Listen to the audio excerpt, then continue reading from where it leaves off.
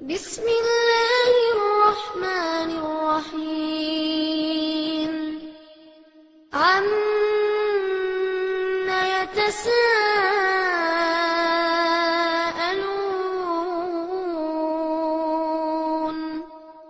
عن النبأ العظيم الذي هم فيه مختلفون. அஸ்ஸலாமு அலைக்கும் வரஹ்மத்துல்லாஹி வபரகாத்துஹு. கண்ணியத்திற்கும் பெரும் மதிப்பிற்கும் உரிய பெரியோர்களே, தாய்மார்களே, சகோதர சகோதரிகளே, வியாபார பெருங்குடி மக்களே, தொப்புள் கொடி உறவுகளான சகோதர சமுதாயத்தைச் சேர்ந்த நண்பர்களே, உலக பொதுமறை திருக்குர்ஆன் என்கிற தலைப்பு வழங்கப்பட்டிருக்கிறது. மனித குல வழிகாட்டியாக ஒரு மனிதன் தன் வாழ்க்கையில் கடைபிடிக்க வேண்டிய பல்வேறு நற்பண்புகளை போதிக்கக்கூடிய, ஒரு மனிதனுக்கு கேடு விளைவிக்கக்கூடிய பல்வேறு செயல்களிலிருந்து விடுவிக்கக்கூடிய, அவனுடைய குடும்ப சூழலை சிறந்த முறையில் அமைக்கக்கூடிய, சமூகத்தில் அவன் தலை சிறந்தவனாக நடத்தி வைக்கக்கூடிய, ஒட்டுமொத்த உலகத்திலும் ஒரு ஆட்சியாளன் என்று வருகிற பொழுது மக்களுடைய பல்வேறு பிரச்சனைகளை தீர்த்து வைக்கக்கூடிய இடத்தில் மிக மிக முக்கியத்துவம் வாய்ந்திருப்பது சட்டத்திட்டங்கள். அந்த சட்டத்திட்டங்கள் என்பதை இரண்டு வகையாக பிரித்திருக்கிறார்கள். ஒன்று, ஒரு மனிதன் எந்த நாட்டிலே இருக்கிறானோ அந்த நாட்டில் சமூக பிரச்சனைகளை சார்ந்து சட்ட ஒழுங்குகளை தொகுத்து அந்த நாட்டில் உள்ள எல்லா மதத்தவர்களுக்கும், ஜாதிக்காரர்களுக்கும், எல்லா மொழியை பேசக்கூடியவர்களுக்கும் பொது சட்டமாக வைத்திருக்கிறார்கள். மற்றொன்று, அந்தந்த மதத்தை சார்ந்தவர்களுக்கென்று கொடுக்கப்பட்டிருக்கிற அவர்கள் நம்புகிற வேத குறிப்புகளை வைத்திருக்கிறார்கள். இப்படி நாட்டுக்கு நாடு பல்வேறு சட்டங்கள் வேறுபட்டு கொண்டிருக்கிறது. இதன் காரணத்தினால் ஒருவனுடைய செயலுக்கு, ஒரு தீமையான செயலுக்கு வழங்கப்படுகிற தண்டனைகள் நாட்டுக்கு நாடு வித்தியாசப்படுவதை நாம் பார்க்கலாம். ஒருவன் கற்பழித்து விட்டானேயானால் அவனுக்கு வழங்கப்படுகிற தண்டனை என்ன? ஒவ்வொரு நாட்டிலும் ஒவ்வொரு வகையான தண்டனைகள் இருப்பதை பார்க்கிறோம். அப்ப என்ன செய்கிறான்? எந்த நாட்டில் அந்த தண்டனைகள் மிக குறைவாக இருக்கிறதோ அந்த நாட்டில் அந்த செயல்கள் மிகவும் அதிகரித்து இருப்பதை பார்க்கலாம். அப்ப இது போன்ற தீமைகள் பெருக்கெடுத்து போவதற்கான காரணம், அந்த தண்டனைகள் பொதுவாகவும் இருக்க வேண்டும், கடுமையாகவும் இருக்க வேண்டும். மக்களுக்கு மத்தியிலே சட்டத்திட்டங்கள், சம நீதி வழங்கும் முறைகள் அனைத்துமே பொதுப்படையாக அனைவரும் ஏற்றுக்கொள்ளத்தக்க வகையில் இருக்க வேண்டும். ஒவ்வொருவரும் தன் உயிரை விட மேலாக அந்த சட்டங்களை மதிக்க வேண்டும், அதை ஏற்று நடக்க வேண்டும், நம்முடைய வழிகாட்டுதலாக அதை நம்ப வேண்டும். அப்படி நம்ப வேண்டும் என்றால் ஒரு நாட்டின் சட்டம் என்பதை விட நாம் ஏற்றுக்கொண்ட மார்க்கத்தின் சட்டங்கள் என்று வந்தால்தான் நம்பிக்கை வரும். அந்த மார்க்கத்தின் சட்டம் என்பதுதான் இறை வேத வழிகாட்டுதல். இந்த இறை வேதத்தின் வழிகாட்டுதல் என்பது உலகத்திலே வாழுகிற பல்வேறு மதத்தவர்களுக்கு பலதரப்பட்ட வேதங்களாக நம்பிக்கை கொண்டிருக்கிறார்கள். கிறிஸ்தவ சமுதாயத்தை சார்ந்தவர்கள் பைபிள் அவர்களுடைய வேதமாகவும் அதை நம்பிக்கை கொண்டும் அதன் வழியில் நடக்க வேண்டும் என்று நம்புகிறார்கள். இந்து மதத்தை சார்ந்தவர்கள் ரிக், யசூர், சாம, அதர்வனா என்பதை வேதமாகவும் அதன் வழியில் நடக்க வேண்டும் என்று நம்பிக்கை வைத்திருக்கிறார்கள். இஸ்லாத்தை ஏற்றுக்கொண்ட மக்கள் திருமறை குர்ஆனை வேதமாகவும் அதன் வழியில் நடக்க வேண்டும் என்று நம்புகிறார்கள். தமிழை பூர்வீகமாக அந்த மொழியை வைத்திருக்கின்ற இந்த மக்கள் திருக்குறளை ஒரு வேத வரிகளாக எடுத்துக்கொண்டு அதன் வழியில் தன் வாழ்க்கையை அமைக்க வேண்டும் என்று விளங்கி இருக்கிறார்கள். இப்படி ஒவ்வொரு நாட்டிலும் இருக்கின்ற ஒவ்வொரு மதத்தவர்களும் அவர்களுக்கென்ற வழிகாட்டியாக ஒரு வேதத்தை நம்புகிறார்கள். ஆனால் அந்த வேதம் என்பது இறைவன் புறத்திலிருந்து வந்ததாகவும் நம்புகிறார்கள், திருக்குறளை தவிர. அது ரிக்கு யசுர் சாமதர்வனா என்கிற இந்து மத வேதமாக இருந்தாலும் அது ஒட்டுமொத்த உலகத்தை படைத்த இறைவன் புறத்திலிருந்து வந்தது என்று நம்புகிறார்கள். கிறிஸ்தவ மதத்தை சார்ந்தவர்கள் பைபிளை நம்புகிற பொழுது ஒட்டுமொத்த உலகத்தை படைத்த அந்த இறைவன் புறத்திலிருந்து வந்ததாக நம்புகிறார்கள். திருமறை குர்ஆனை ஏற்றிருக்கிற முஸ்லிம்கள் ஒட்டுமொத்த உலகத்தை படைத்த அந்த இறைவனிடமிருந்து வந்ததாக நம்புகிறார்கள். இப்படி மூவருடைய நம்பிக்கையும் ஒரே விதத்தில் இருக்கிறது. ஆனால் இந்த மூன்று சாராருடைய இந்த நம்பிக்கையின்படி அவர்கள் எந்த வேதத்தை நம்புகிறார்களோ அது உலகத்து இறைவனால் அருளப்பட்ட வேதம் என்றால் அது உலகத்தில் வாழுகிற எல்லா நாட்டு மக்களுக்கும் பொருந்துகிற சட்டத்தை சொல்லுகிற வேதமாக இருக்கணும். உலகத்தில் வாழுகிற எல்லா நாட்டவர்களும் சந்திக்கிற பிரச்சனைகளுக்கு ஒரே தீர்வை சொல்லுகிற வேதமாக இருக்க வேண்டும். அப்படித்தான் இந்த ரிக் யசுர் சாமதர்வன என்கிற இந்து மதத்தவர்கள் நம்புகிற வேதம் இருக்கிறதா என்று கேட்டால் இல்லை. அது ஒட்டுமொத்த உலகத்தில் குறிப்பிட்ட ஒரு நாட்டில் குறிப்பிட்ட ஒரு சமுதாயத்திற்கு ஒரு வேதமாக வைத்திருக்கிறார்கள். அந்த வேதம் என்ன பேசுகிறது? இந்து மதத்திலே யார் உயர்ந்த சமூகமாக கருதப்படுகிறார்களோ அவர்களுக்குத்தான் அந்த வேத வரிகள். தாழ்த்தப்பட்ட மக்களாக கருதப்படக்கூடியவர்கள் கூட அந்த வேதத்தை படிக்க கூடாது. மதம் ஒன்று, நீ இந்து மதம் என்று உன்னை சொல்லிக் கொண்டாலும் கூட உனக்கு வேதம் ரிக் யசுர் சாமதர்வன வேதத்தை நம்பிக்கொண்டாலும் கூட அதன் வழியில் நீ செயல்படக்கூடாது. அது உனக்கு பொருந்தாது. அதை நீ படிக்க கூடாது. அதை நீ கேட்க கூட கூடாது. கேட்டாலும் கூட காதில் ஈயத்தை காய்ச்சி ஊற்ற வேண்டும் என்று சொல்லி ஒட்டுமொத்த உலகத்திலிருந்து ஒரு குறிப்பிட்ட சமுதாயம் தன்னகத்தில் வைத்துக் கொண்ட ஒரு வேதம் அந்த இந்து மதத்தின் வேதங்கள்.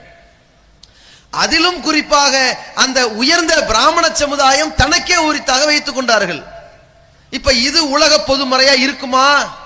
இருக்காது. சரி, இதில் சொல்லப்படுகிற சட்டத்திட்டங்கள் ஆட்சி அதிகாரங்களை பேசுகிறதா? இல்ல. ஒட்டுமொத்த நாட்டில் உலகத்தில் நடக்கின்ற எல்லா பிரச்சனைகளுக்கு தீர்வை சொல்லுமா? சொல்லாது. அதனால் அது உலக பொதுமறையாக ஏற்றுக்கொள்ள இயலாது. இப்ப கிறிஸ்துவ சமுதாயத்தவர்கள் நம்புகிற அந்த பைபிள் என்பதை எடுத்துக்கொண்டால் அந்த பைபிள் என்கிற ஒரு வேதத்தை ஒட்டுமொத்த உலக மக்கள் நம்புறது இருக்கட்டும், கிறிஸ்தவர்கள் நம்புகிற அந்த மக்களாவது தான் எதை வேதம் என்று நம்புகிறார்களோ அதுல முழுமையான நம்பிக்கை கொண்டவர்களா இருக்கிறாங்களா? இல்ல. அவர்களில் ஏராளமான பிரிவுகள் வேதத்தை பல கூறாக பிரித்திருக்கிறார்கள். ஒரு சாரார் அந்த பைபிள்ல பழைய ஏற்பாட்டை ஏற்றுக்கொள்ள மாட்டார்கள். கிறிஸ்தவர்கள் என்று தன்னை சொல்லிக் கொண்டிருப்பவர்கள் ஒரு சாரார் புதிய ஏற்பாட்டில் கொஞ்சம் அதிகப்படுத்தி இருக்கிறார்கள். ரோமன் கத்தோலிக் என்பவர்களுக்கு அதிகமான அதிகாரங்களோடு வேதத்தை கூட்டி இருக்கிறார்கள். அதே கிறிஸ்தவ சமுதாயத்தில் ஒரு சாரார் இல்லை, வேதத்தை குறைக்க வேண்டும் என்கிறார்கள். ஆனால் ஒட்டுமொத்த கிறிஸ்தவமும் சொல்கிறது, கிறிஸ்தவ மக்களும் சொல்கிறார்கள், நம் அனைவருக்கும் இறைவன் புறத்திலிருந்து வந்த வேதம் இந்த ஒரு வேதம் என்கிறார்கள். அவர்களுக்குள்ளேயே பிரச்சனை என்னன்னு கேட்டா இந்த வேதத்தை எதோட முடிச்சுக்கிறது, எத்தனை பத்திகளோட எத்தனை அத்தியாயங்களோட முடித்துக் கொள்வதில் பிரச்சனை.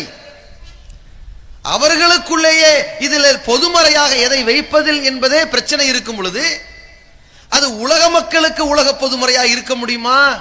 முடியாது. சரி, பைபிள் என்பது நீங்க இறைவன் புறத்திலிருந்து தான் இறக்கியறப்பட்டது என்று சொல்கிறார்களான்னு கேட்டா அதுவும் இல்லை. எப்படி சொல்றாங்க? அது புனித பவுல் என்பவரால் தொகுக்கப்பட்டு எழுதப்பட்ட ஏற்பாடு, அவ்வளவுதான். அது இறைவனால் வழங்கப்பட்டதா? அந்த இயேசு என்று சொல்பவர் எடுத்து மக்களுக்கு கொண்டு வந்து இதான் வேதம் என்று கையில் கொடுத்ததா? இல்ல. பின்னால் இந்த பவுல் என்பவரால் தொகுத்து எழுதப்பட்டது. அப்படி எழுதப்பட்ட அந்த வேதத்தில் அவர்கள் நம்புகிற பல்வேறு கிறிஸ்தவ சமுதாய மக்களில் ஒரு மிகப்பெரிய குழப்பம் என்னன்னா, இதில் எது வேதம்ங்கிறதுல குழப்பம், எந்த வேதத்தை ஏற்றுக்கொள்வது என்பதில் குழப்பம், அதில் எத்தனை அத்தியாயங்களை ஏற்றுக்கொள்வது என்பதில் குழப்பம். அப்ப அதுலயே உலக பொதுமறை ஆகாது.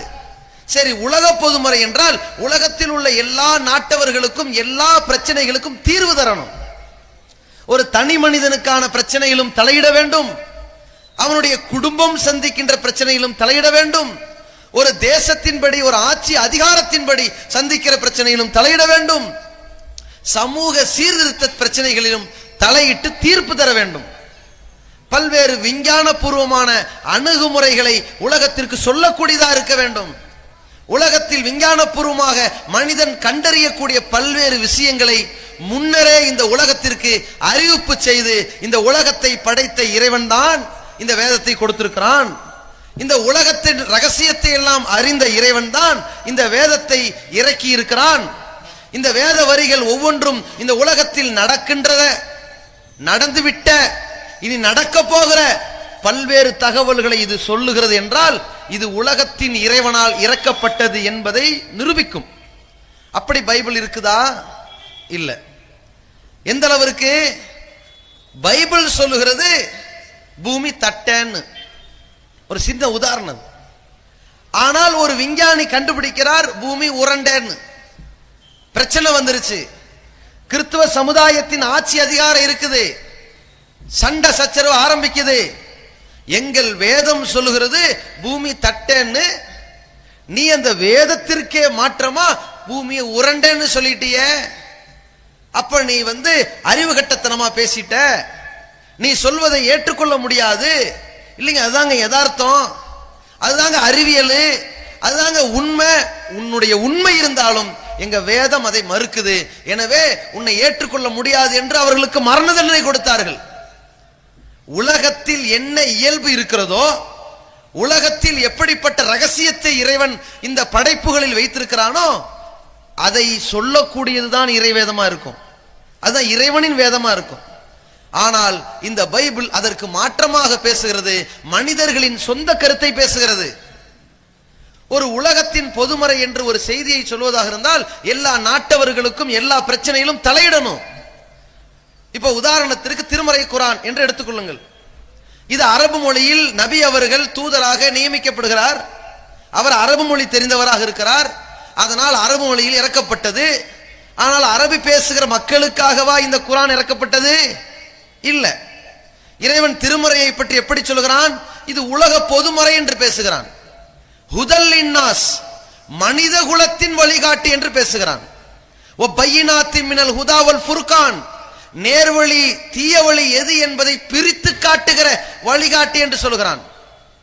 ஒட்டுமொத்த உலகத்தின் பொதுமறையாக இந்த குர்ஆன் இருக்கிறது என்று இறைவன் சொல்லிவிட்டதால் இப்ப நீங்க குர்ஆனை பற்றி ஆராய்ச்சி செய்து பார்க்கணும், கேள்வி கேட்கணும். அப்படியா?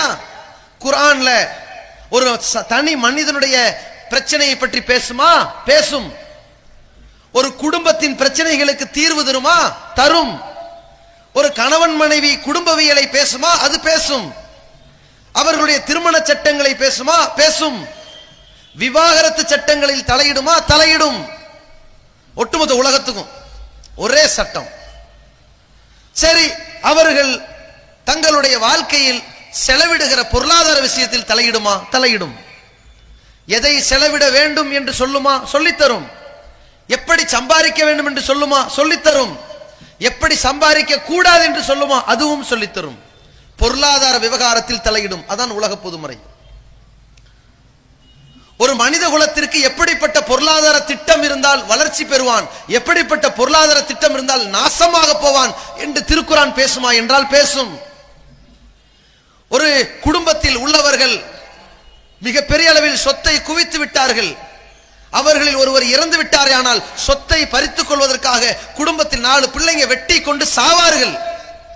அந்த பிரச்சனை வராமல் சம நீதியோடு அந்த சொத்தை பிரிப்பதை பற்றி இறைவேதம் பேசுமா? இந்த திருக்குர்ஆன் பேசும். அதில் ஆணுக்கு சொத்து இருக்கிறதா? ஆமாம் இருக்கிறது, சொல்லிக் கொடுக்கிறது. பெண்ணுக்கு இத்தனை பங்கு சொத்து இருக்கும் என்று சொல்லும். அவள் மனைவியாக இருந்தால் எவ்வளவு என்று திருக்குர்ஆன் பேசும். மகளாக இருந்தால் எவ்வளவு என்று பேசும். தங்கையாக இருந்தால் எவ்வளவு என்று பேசும். தாயாக இருந்தால் எவ்வளவு என்று பேசும். தலையிடும். ஒருவனுடைய பொருளாதாரத்தை இன்னொருவன் பெறுகிறான் வியாபாரத்தின் வழியாக, அதை பேசுகிறதா? பேசுகிறது. அந்த பொருளாதாரத்தை கடனாக பெறுகிறான். அது கூடுமா? கூடும். திருமறை பேசுகிறது. கடன் பெறுகிற நேரத்தில் அடமானத்திற்கு ஒரு பொருள் வைக்கிறான், அது செய்யலாமா? அதை பற்றியும் திருமறை பேசும். வட்டி வாங்குகிறானே, அது சரியா? அது தவறு என்று திருமறை பேசும். ஒரு மனிதனுக்கு எந்த உணவு ஆகுமானது, தகுதியானது, அவன் உடலுக்கு ஏற்றது, திருமறை பேசும். அது உலகத்திற்கே பொதுவாக பேசும். இன்றைக்கு திருக்குறளை உலக பொதுமறை என்கிறார்கள். உலக பொதுமறை என்றால் உலகத்தில் வாழுகிற எல்லா மொழிக்காரர்களும், எல்லா நிறத்தவர்களும், எல்லா இனத்தவர்களும், எல்லா குலத்தவர்களும் அதை ஏற்று கடைபிடிக்க ஏற்றது. அதான் உலக பொதுமறை. இப்ப திருக்குறளை உலக பொதுமறைங்கிறாங்க. எல்லா நாட்டுக்கும் அது பொருந்தணும் இல்லையா? திருக்குறள்ல ஒரு வாசகம் வருகிறது. என்ன வாசகம்? முதல்ல திருக்குறளில் கடவுள் கொள்கையே தெளிவில்லை. இது ஒட்டுமொத்த உலகத்திற்கும் அந்த மக்கள் ஒரு வேதம் என்று நம்பிக்கை கொள்ள வேண்டும் என்றால் இந்த வேதத்தை இறக்கியவன் இறைவன் என்று முதல்ல நம்பணும். அந்த இறைவனுக்கு பயப்படணுங்கிற நம்பிக்கை இருக்கணும். அவன் நாளை நம்மை தண்டிப்பான்கிற மறுமை நம்பிக்கை இருக்கணும். அந்த பயம் இருந்தா தான் இறைவன் விதித்த சட்டத்தை மதித்து நடக்கின்ற கட்டுப்பாடு வரும். அப்ப திருக்குறளில் எந்த கடவுள் கொள்கை இருக்கிறது? அந்த கடவுள் கொள்கையில் தெளிவில்லை. கடவுள் கொள்கையே அந்த குறளில் தெளிவாக சொல்லப்படவில்லை. கடவுளை பலவீனமாக சொல்லுகிறது. தெய்வத்தால் ஆகாது எனினும் முயற்சி தன் மெய்வருத்த கூலி தரும் என்று திருக்குறள் பேசுகிறது. நீ முயற்சி செய், எது வேணாலும் உன்னால முடியும். எந்த அளவுக்கு தெரியுமா? கடவுள்னால செய்ய முடியாத காரியத்தை கூட நீ செய்வேன்னு பேசுது. திருக்குறள் பேசுகிற கடவுள் தன்மை இதுதான். தெய்வம் தொழால் கொழுநன் தொழுதொழுதால் பெய்யன பெய்யும் மழைன்னு திருக்குறள் பேசுகிறது. நீ கடவுளையே வணங்காட்டியும் பரவாயில்ல, புருஷனை மட்டும் வணங்கினால் அப்படிப்பட்ட பொண்டாட்டி மழையை பெய்ன்னு சொன்னா பெஞ்சிருமா? இப்ப கடவுளை யாராக சொல்கிறது? புருஷனை சொல்கிறது. கணவனை கடவுள் என்று சொல்கிறது. ஒரு கடவுள் கொள்கையில் தெளிவற்ற நிலையில் இருக்கிறது ஒரு பொதுமறை வேதமாக இருக்குமா? அது இறைவன் புறத்திலிருந்து வந்ததாக இருக்குமா? முரண்பட்ட கருத்துக்களை கொண்டது ஒரு மனிதன் இருந்து வந்ததாக இருக்கும். மனுஷன் தான் முரண்படுவான், கடவுள் முரண்பட மாட்டான். மனுஷன் தான் முன்னுக்கு மின்னு மாத்தி பேசுவான். மறதியினால் பேசுவான், முதுமையினால் பேசுவான், அல்லது அவனுடைய பயத்தினால் பேசுவான், ஏதோ ஒரு நெருக்கடியினால் மாறி பேசுவான். ஆனால் இறைவன் எந்த பயமோ பலவீனமோ எந்த நெருக்கடிக்கு ஆளாகாதவன் ஒரே மாதிரி பேசுவான். அப்படி என்றால் பலதரப்பட்ட முரண்பாடுகளை கொன்ற திருக்குறள் எப்படி உலக பொதுமறையா இருக்கும்? சரி, அதன் சட்டங்கள் உலகத்தில் உள்ள எல்லா நாட்டுக்கும் பொதுவா இருக்குமா? அந்த திருக்குறளில் சொல்லப்படுகிறது, யார் அந்த மாமிசத்தை சாப்பிடாமல் இயற்கை வர்க்கங்களாக இருக்கிற காய்கனி வர்க்கங்களை சாப்பிட்டு கொண்டு மாமிசத்தை புலால் உண்ணாமல் இருக்கிறார்களோ அவர்களை ஒட்டுமொத்த இந்த ஜீவராசிகள் இருக்கு இல்லையா, ஆடு மாடு கோழி எல்லாமே இவனை கைகூப்பி வணங்கும். நீ அதை சாப்பிடாத என்று சொல்லி நீ சாப்பிடாம இருக்கணும், புலால் உண்ணக்கூடாது என்று திருக்குறள் பேசுகிறது. இதை உலக பொதுமறை நீங்க சொல்றதா இருந்தா எல்லா நாட்டுக்கும் அந்த சட்டம் பொருந்தணும். சரி, இந்திய நாட்டில் நமக்கு பயிர் வகைகள் கிடைக்குது, காய்கறி வகைகள் கிடைக்கிறது, அதே நேரத்தில் நமக்கு இறைச்சி வகைகளும் கிடைக்கிறது. இப்ப மாமிசத்தை சாப்பிட வேணான்னு ஒரு திருக்குறளின் சட்டத்தின்படி அதை ஏற்றுக்கொண்டவன் அதை சாப்பிடாட்டியும் செடி கொடியில் காய்கனிகளை எடுத்துக்குவான். ஆனால் பனி பிரதேசத்தில் இருக்கக்கூடியவனுக்கு காய்கனி கிடைக்காது. அவன் மாமிசத்தை சாப்பிட்டு தான் வாழணும். அவன் உடல் அப்போதான் உயிர் தாக்கு பிடிக்கும், வெப்பத்தை ஏற்றுக்கொள்ளும், உடல் ஜீரணிக்கும். அந்த மாதிரி உள்ளவனுக்கு திருக்குறள் இப்ப பொருந்துதா? பொருந்தாது. அப்ப இதை உலக பொதுமறைன்னு சொல்ல முடியுமா? உலகத்தில் சில நாட்டுக்கு சில நேரங்களில் பொருந்துகிற நிலை வரும். அப்ப ஒட்டுமொத்த உலகத்தின் இறைவனால் இது அருளப்படலன்னு தெரிஞ்சிருச்சு. அப்ப திருமறை குரானை பாருங்கள், இது உலகத்தில் எல்லா நாட்டவர்களுக்கும் பொருந்த மாதிரி பேசும். எல்லா நாட்டவர்கள் சந்திக்கிற பிரச்சனைகளுக்கு தீர்வு தருவது போன்று பேசும். எல்லா நாட்டவர்களுக்கும் எல்லா பிரச்சனைகளிலும் எல்லா சட்டங்களிலும் மிக தெளிவான தத்துவங்களை சொல்லி பேசும். உதாரணத்திற்கு சொல்ல வேண்டும் என்றால், பல்வேறு தீர்வுகள்ல இந்த ஒட்டுமொத்த உலகத்திற்கு மிகப்பெரிய சவால், எந்த வேதங்களாலும் தீர்த்து வைக்க முடியாத சவால், எந்த மதத்தவர்களாலும் தீர்த்து வைக்க முடியாத ஒரு சவால்.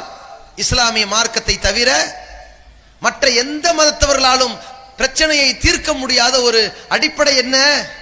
தீண்டாமை, பல கோணங்களில் தீண்டாமை, குலவெறி என்கிற அடிப்படையில் தீண்டாமை, கடவுளினுடைய தலையில் பிறந்தவன் பிராமணன் என்று, தோளில் பிறந்தவன் சத்திரியன் என்று, இடுப்பில் பிறந்தவன் வைசியன் என்று, காலில் பிறந்தவன் சூத்திரன் என்று, காலுக்கு கீழே பிறந்தவன் தவறான வழியில் பிறந்தான் என்று, அவனை தொட்டால் தீட்டு, அவன் மீது கை பட்டால் தீட்டு, அவனோடு பேசினால் தீட்டு, அவன் தும்மினால் தீட்டு, அவன் நம் தெருவில் நடந்தால் தீட்டு, அவன் மனுஷ பிறவியே இல்லை என்று சொல்லி மிருக ஜாதியாக ஆக்கி வைத்திருக்கிற பிறப்பின் அடிப்படையிலான தீண்டாமை இந்திய நாட்டில் உள்ள மக்கள்கிட்ட இருக்கிறது.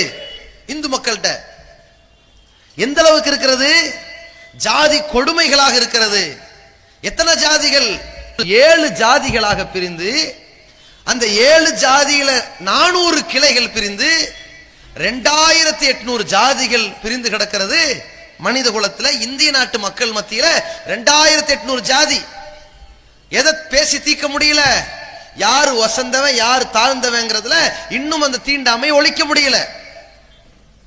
சரி, மேலை நாடுகள்ல படித்தவர்கள் பட்டதாரிகள் ஜாதி பார்க்கறானா? அவன் எதை பார்க்கறான்? அவன் கலர் பார்க்கறான். அவனுக்கு ஜாதி குலம் பிறந்தது எங்கே எப்படின்லாம் தேவையில்லை. அவனுக்கு நிறம்தான். கருப்பினத்தவர்களை நாய்க்கு சமமாக பார்க்கிறான். வெள்ளை இனத்தவர்களை கடவுளின் பிள்ளையாக நினைக்கிறான். அங்கே நிறவெறி தாண்டவமாக இருக்கிறது. அந்த பிரச்சனைக்கு முடிவு கிடைக்கல. அந்த பிரச்சனையை பைபிள் முடிச்சு வைக்கல. இந்த பிரச்சனையை இங்க இருக்கிற அந்த இந்து மத வேதங்கள் முடிச்சு வைக்கல. இந்த திருக்குறள் அதை முடித்து வைக்கல. இதே நாட்டில் வேற்றுமையில் ஒற்றுமை என்கிறார்கள். கன்னடம் பேசுபவர்கள் இருக்கிறார்கள் இந்தியர்களாக, தமிழ் பேசுபவர்கள் இருக்கிறார்கள், மலையாளம் பேசுபவர்கள் இருக்கிறார்கள், தெலுங்கு பேசுபவர்கள் இருக்கிறார்கள், இந்தியிலிருந்து மராத்தியிலிருந்து வங்காள மொழி பேசுபவர்கள் வரைக்கும் எல்லா மொழி பேசுகிற அதிகப்படியான மொழி பேசுகிற நாட்டவர்கள் இந்திய நாட்டவர்களாக இருக்கிறார்கள். சரி, இந்த நாட்டவர்களிடத்துல மொழிவெறி பிரச்சனையா இருக்குது. அப்ப மொழிவெறி பிரச்சனையை பார்க்கிற நேரத்தில் அவன் இந்துவா இருந்தாலும் கிறிஸ்தவனா இருந்தாலும் நாத்திகனா இருந்தாலும் முஸ்லிமா இருந்தாலும் மொழி பிரச்சனை வந்து நிக்குது.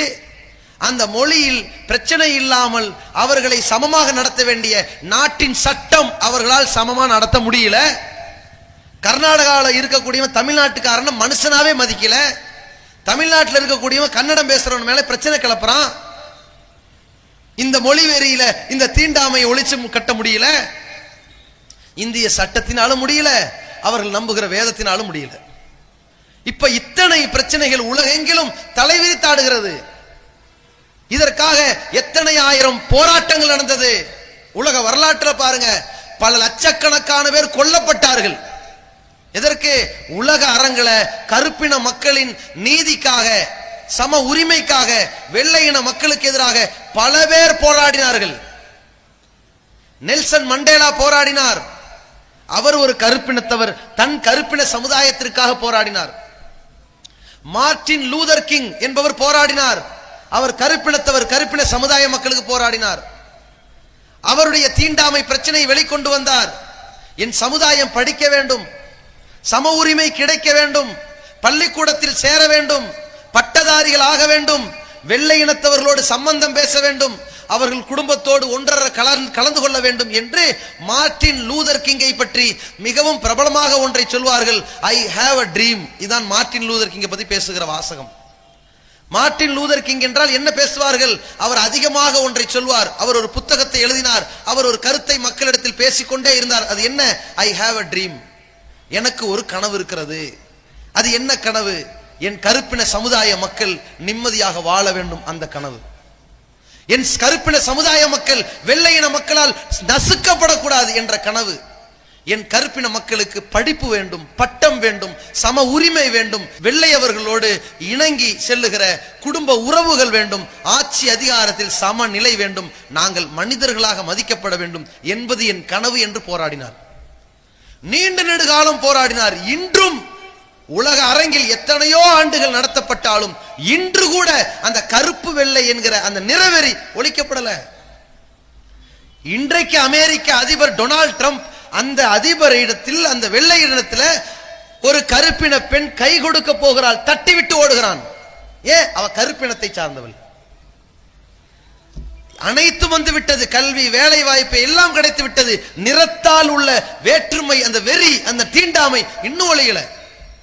அவர்கள் நம்புகிற வேதங்கள் ஒழிக்கல, அந்த நாட்டு சட்டங்கள் ஒழிக்கல. அப்ப எது ஒழிக்கும்? தீர்வு எது? உலகளாவிய பிரச்சனை இது. தீண்டாமை என்பது ஒவ்வொரு நாட்டில் வேற வேற கோணங்களில் மிகப்பெரிய பிரச்சனையை கிளப்பி கொண்டிருக்கிறது. அங்கே நிறவெறி இருக்கிறது. எந்த அளவிற்கு நிறவெறி தாண்டவமாடு தெரியுமா? அறிஞர் அண்ணா ஒரு கதை சொல்வார். ஒரு பொது மேடையிலே உரை நிகழ்த்துகிற பொழுது ஒரு கதை சொல்வார். மக்களே, உங்களுக்கு ஒரு கதை சொல்கிறேன். ஒருவன் கப்பலிலே 100 சரக்கு பெட்டி ஏற்றினான். அந்த 100 சரக்கு பெட்டியில் 20 பெட்டி டேமேஜ் ஆகிவிட்டது. கப்பல் கடலில் பயணித்துக் கொண்டு போகிறது. 20 பெட்டியை தூக்கி கடலில் போட்டு விட்டான். 80 பெட்டியோட பத்திரமாக ஊர் போய் சேர்ந்து விட்டான். அந்த ஊருக்கு போய் நான் 100 பெட்டியை ஏத்துன, 80 பெட்டியை கொண்டு வந்து சேர்த்துட்டேன், 20 பெட்டியை கடல்ல தூக்கி போட்டுட்டேன். ஏன்னா அது கெட்டு போச்சு, இந்த 20 பெட்டிக்கு நஷ்டஈடு கொடுங்கன்னு கேட்டான். அப்பொழுது அந்த அமெரிக்க நீதிமன்றம் சொன்னது, நீயே கடல்ல தூக்கி போட்ட 20 பெட்டிக்கு நான் கொடுக்க மாட்டேன்னு மறுத்துச்சு. அப்படியா? அதற்கு பிறகு மீண்டும் மேல்முறையீடாக செய்கிறான். என்ன சொல்றான் தெரியுமா? நான் ஏன் 20 பெட்டியை தூக்கி கடல்ல போட்டேன் தெரியுமா? இது அழுகி போன பெட்டி. இந்த பெட்டியில இருக்கிற இந்த நோய் 80 பெட்டியில வந்திருந்தா இந்த 80 பெட்டி உங்களுக்கு கிடைச்சிருக்காது. அப்ப 80 பெட்டியை காப்பாத்துறதுக்கு தானே 20 அழுகி போன சரக்கு பெட்டியை தூக்கி வீசின. எனவே 20 பெட்டிக்கு நஷ்டஈடு கொடுங்கன்னு கேட்கிறான். அந்த நீதிமன்றம் அவனுக்கு நஷ்டஈடு கொடுத்தது. பிறகுதான் அறிஞர் அண்ணா சொன்னார், நான் சொல்வது கதை அல்ல, நிஜம். அது பெட்டி அல்ல, கருப்பின மக்கள். அமெரிக்காவிலே அடிமை சேவகம் செய்வதற்காக வெள்ளை இனத்தவர்களுக்கு 100 கருப்பினத்தவர்களை ஒருவன் அழைத்து செல்கிறான் கப்பலில். அதில் 20 கருப்பினத்தவர்கள் நோய்வாய்ப்படுகிறார்கள், திடீர் நோய். அவன் பார்த்தான், உயிருக்கு போராடி கொண்டிருக்கிற அந்த நோய்வாய்ப்பட்டவர்களை காப்பாற்றாமல் எங்கே அந்த 20 பேருடைய நோய் 80 பேரை தாக்கிவிடுமோ என்று துடிக்க துடிக்க 20 பேரை தூக்கி எறிந்து கடலில் சாகடித்தான். பிறகு இந்த 80 பேரை கொண்டு போய் வேலைக்கு சேர்த்து விட்டு இந்த 20 பேருக்கான நஷ்டஈடை இவன் வாங்கி கொண்டான். அவன் செத்து போனதற்கு இவனுக்கு நஷ்டஈடு கொடுத்திருக்கின்ற ஒரு நிறவெறி தாண்டவம் அந்த மேலை நாடுகளில் இன்றும் இருக்கிறது, முடிக்கப்படல. இன்றைக்கு இந்தியா நாட்டில் எப்படி இருக்கிறது? ஜாதி வெறி. அது முடிந்து விட்டதா? முடிக்கப்பட்டதா? இல்லையே. என்றைக்கு மார்ட்டின் லூதர் கிங் கருப்பின மக்களுக்காக ஒரு வாசகத்தை சொன்னாரே, ஐ ஹாவ் அ ட்ரீம், எனக்கு சமூக நீதி வேண்டும், தீண்டாமை ஒழிக்கப்பட வேண்டும், நிறவெறி மாய்க்கப்பட வேண்டும் என்ற கனவு இருக்கிறது என்றாரோ, அதே வாசகத்தை உலகத்தில் மீண்டும் ஒருவன் சொன்னான். அது யார்? அது வேறு யாரும் இல்லை, இந்தியாவில் பாஜகவுடைய ஆட்சியில் ஜாதி கொடுமையின் தாக்குதலால் தலித் இன மக்கள் உத்தரப்பிரதேசத்தில் பாதிக்கப்படுகிறார்கள். அந்த தலித் இன மக்களுடைய இறந்து போனவனின் பிரேதத்தை அந்த மாநிலத்தின் ஆம்புலன்ஸ் ஏற்க மறுக்கிறது. அழைத்தால் ஆள் வர மறுத்தார்கள். நெடுதூரம் தன் இறந்து போன மனைவியை தூக்கிட்டு போய் புதைத்தான். தாழ்த்தப்பட்டவர்களின் நிலை இவ்வளவு பெரிய இழிவை சந்திக்கிற இந்த திருநாட்டில் ஒருவன் உயர்ந்த படிப்பை படிக்கிறான். யார்? தாழ்த்தப்பட்டவன், தலித் இன சகோதரன், பிற்படுத்தப்பட்டவன் உயர்ந்த படிப்பை படிக்கிறான். உயர்ந்த பிராமண சமூகம் படிக்கின்ற இடத்தில் போய் மாட்டிக்கொண்டான். இவன் படித்து பெரிய ஆளாகிவிடக் கூடாது என்று பலரால் கொடுமைக்கு ஆளாக்கப்படுகிற பொழுது கடைசியாக ஒரு பேப்பரில் எழுதி வைத்தான், எனக்கும் ஒரு கனவு இருக்கிறது, ஐ ஹாவ் அ ட்ரீம். அந்த மார்ட்டின் லூதர் கிங் எழுதியதை எழுதிவிட்டு சொன்னான், இந்த நாட்டில் என்னுடைய இனத்து பிற்படுத்தப்பட்ட மக்கள் இந்த உயர்ந்த சமூக மக்களோடு சமநிலையில் வாழ்க்கை பெற வேண்டும் என்கிற ஒரு கனவு இருக்கிறது.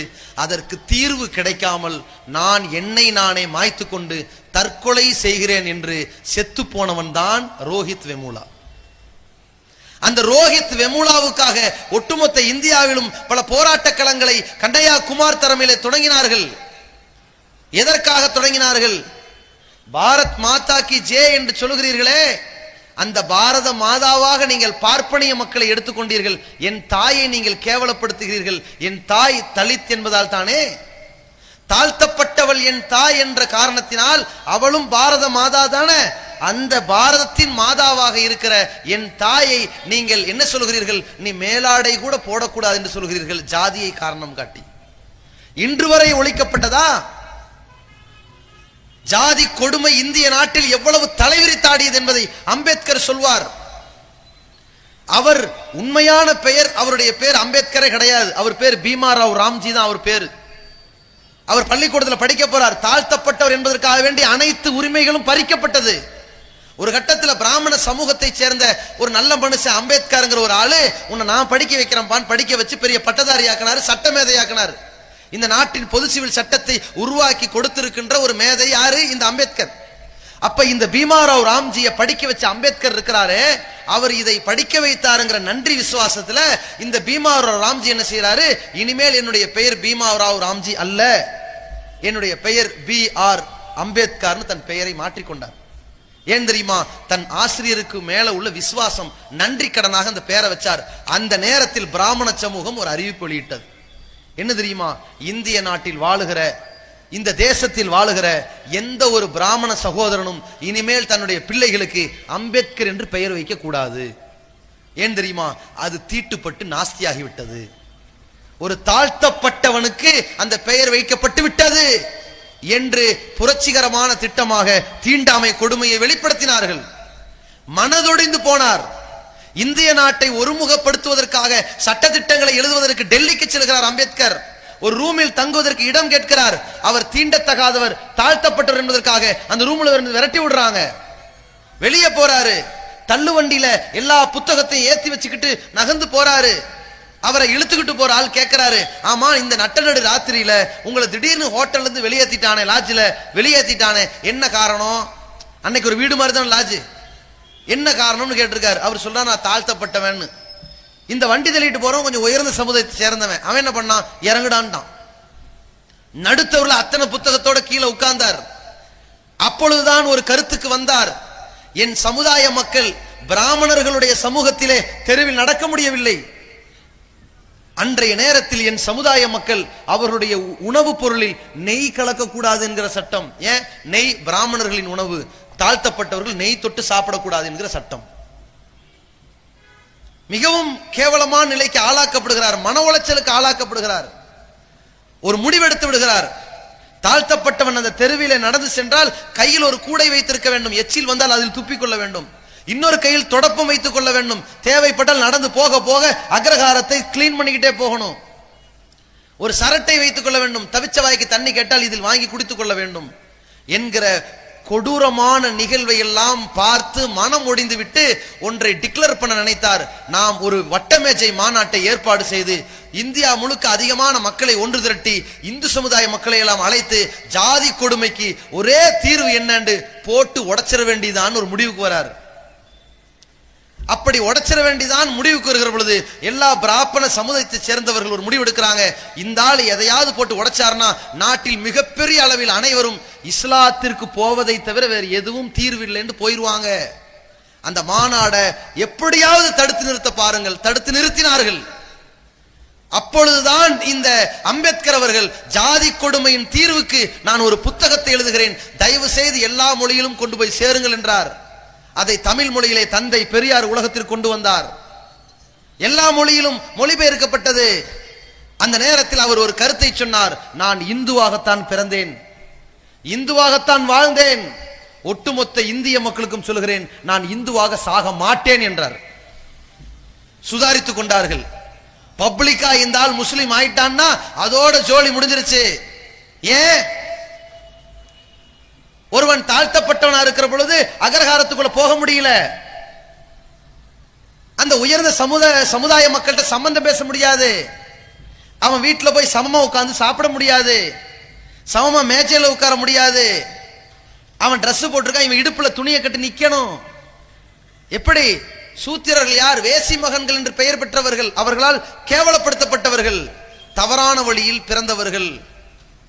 இந்த கொடுமையை ஒழிப்பதற்குத்தான் பெரியாரை சொல்வார்கள், மூத்திரப்பையை சுமந்து கொண்டு சூத்திர மாயை ஒழிக்க போராடினார் என்று. கடைசியில் தன்னுடைய மூத்திரப்பையை கையில தூக்கிட்டு போய் சூத்திர ஜாதி எல்லாம் ஒழிக்கணும்னு சொன்னா எல்லாரும் இஸ்லாத்துக்கு போங்கடான்னாரு. அப்படிப்பட்ட அருமை பெருமை ஏன் இந்த இஸ்லாத்தில் இருக்கிறது? ஏன் எல்லோரும் இஸ்லாத்தின் பக்கம் வந்தால் இத்தனை கொடுமைகளுக்கும் தீர்வு இருப்பதாக நினைக்கிறார்கள்? அது மேலை நாடுகளில் கருப்பின மக்களும் இஸ்லாத்திற்கு வர விரும்புகிறார்கள், இந்த நாட்டில் தாழ்த்தப்பட்ட மக்களும் இஸ்லாத்துக்கு வர விரும்புகிறார்கள். என்ன காரணம்? கவிக்குயில் சரோஜினி நாயுடு அவர்கள் சொன்னார்கள், நபிகள் நாயகம் எப்படிப்பட்ட மாமனிதர் தெரியுமா? அவர் பள்ளிவாசலிலேயே ஜனநாயகத்தை நிலைநிறுத்தியவர். கருப்பு வெள்ளைன்னு பார்க்க மாட்டார், ஒசத்தி தாழ்த்தின்னு பார்க்க மாட்டார், அரபி மொழி பேசினவன் பேச தெரியாதவன் பார்க்க மாட்டார், எவன் முன்னாடி வந்தான் அவனுக்கு தான் இடம் என்ற ஜனநாயகத்தை நிறுவியவர் நபிகள் நாயகம் என்றார். அதை தூண்டியது எது? உலக பொதுமறை திருமறை குரான். ஒட்டுமொத்த மனித குலத்திற்கும் தீண்டாமையை சுக்குநூறாக வேரோடு பிடுங்கி எறியது திருமறை குரான். எப்படி? நபிகள் நாயகம் எந்த அரபுலக மண்ணிலே வாழ்ந்தார்களோ அங்கே ஜாதி கொடுமை இருந்தது, அங்கே நிறவெறி இருந்தது, அங்கே மொழிவெறி இருந்தது. நம்ம தென்னிந்தியாவில் நிறவெறி கம்மி, மொழிவெறி மாநிலத்துக்கு மாநிலம் இருக்கும், ஜாதி கொடுமை இருக்கு. மேலை நாட்டில் மொழிவெறியை விட ஜாதி வெறியை விட நிறவெறி இருந்துச்சு. நபிகளார் வாழுகிற நேரத்தில் மூணும் இருந்துச்சு.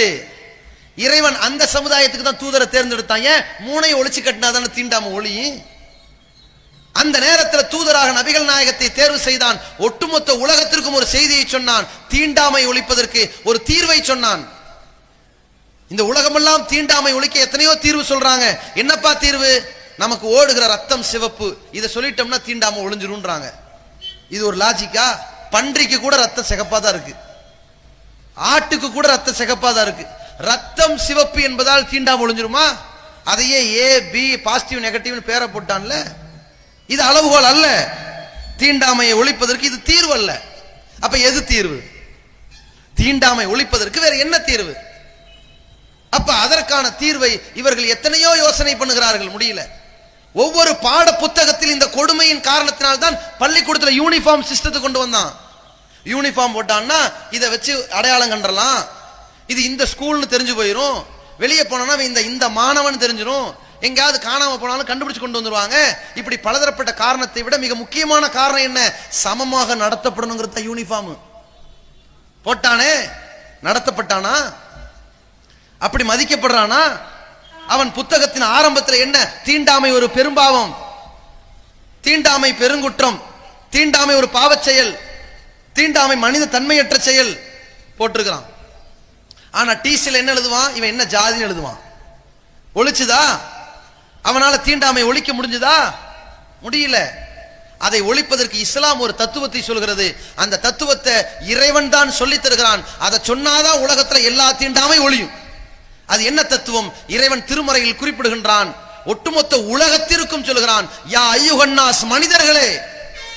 இந்தியாவிலிருந்து, இங்கிலாந்திலிருந்து, ஆப்பிரிக்காவிலிருந்து, அமெரிக்காவிலிருந்து, உலகத்தின் எல்லா நாட்டில் இருக்க அம்புட்டு பேருக்கும் கூப்பிட்டு சொல்றான், மனிதர்களே, இன்னா ஹலக்னாக்கும் மின் தக்கரி வ உன்சா, உங்கள் அத்தனை பேரையும் ஒரு ஆண் பெண்ணிலிருந்து தான் படைத்தோம். அம்புட்டு பேருக்கும் ஒருத்தன் தாண்டா அப்பன். முடிஞ்சிருச்சுல. என்ன கருப்பு வெள்ள? கருப்பனுக்கும் ஒருத்தன் தான் அப்பன், வெள்ளையனுக்கு ஒருத்தன் தான் அப்பன். இந்து முஸ்லிம் கிறிஸ்தவன் பேசுற பல ஜாதிங்கிற அவ்வளவு பேருக்கு ஒரு தகப்பன் தான். தீண்டாம முடிஞ்சா? நபிகள் நாயகம் போதித்தார்கள், இன்ன ரப்பக்கும் வாஹித், மக்களே தெரிந்து கொள்ளுங்கள், உங்கள் இறைவன் ஒருத்தன் தான். இன்ன அபாக்கும் வாஹித், உங்கள் தகப்பனும் ஒருத்தன் தான். இத சொல்லிட்டு சொன்னாங்க, அரபி மொழியை விட அரபி மொழி தெரியாதவன் தாழ்ந்த நிலையில் இல்லை, அரபி மொழி தெரியாதவனை விட அரபி மொழி தெரிந்தவன் தாழ்ந்தவன் இல்லை. எந்த மொழிக்கும் ஏற்றத்தாழ்வு இல்லை. யார் சொல்றா? அரபு மொழியை பத்தி அறவே தெரியாத நிலையில சொன்னாங்கன்னா 4 பேர் கேட்பாங்க, ஆமா அரபு மொழி பத்தி உனக்கு என்ன தெரியும், அதனால நீ ஏற்றத்தாழ்வு பார்க்க கூடாதுங்கிற அப்படின்றாங்க. நபிகள் நாயகம் அப்படிப்பட்டவர் அல்ல. அரபுலக மக்களால் அவர் ஒரு ஆடு மேய்ப்பவராக இருந்தாலும் கூட, எழுத படிக்க தெரியாதவராக இருந்தாலும் கூட, அவருக்கு என்ன பெயர்? அஃப்ஸஹுல் அரப், அரபு மொழியில அழகான முறையில் பேசுகிற தூதர், அழகான வார்த்தை நடைகளில் பேசுகிற தூதர். ஒரு பேச்சாற்றல் கொண்ட ஒரு பொது மேடை பேச்சாளர் பேசுவது போல தேர்ந்தெடுக்கப்பட்ட வார்த்தை நடைகளை கொண்டு அழகான புரிதலோடு பேசுகிற தூதர் நபிகள் நாயகம். அந்த அரபு மொழியில ஃப்ளூயண்டா பேசுகிற தூதர் சொல்கிறார்கள், எந்த அரபு மொழி காரணம் அரபு மொழி அல்லாதவனை விட சிறந்தவன் அல்ல. மொழிவெறிக்கு போட்டார்கள் சம்மட்டி அடி. முடிஞ்சு போச்சா? அடுத்து நபிகள் நாயகம் சொல்லுகிறார்கள், கருப்பினத்தவர்களுக்கும் வெள்ளை இனத்தவர்களுக்கும் எந்த ஏற்றத்தாலும் இல்லை. இது எந்த இடத்திலிருந்து சொன்னாங்க தெரியுமா?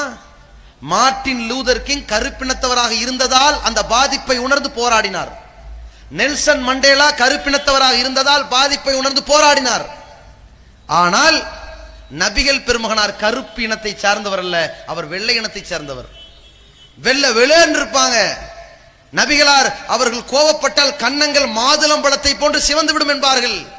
வெள்ளையாக இருக்கின்ற சமூகத்தில் இருந்து கொண்டு அடே கருப்பனை தாழ்வான் நினைக்காத என்றால் எவ்வளவு பெரிய அடி.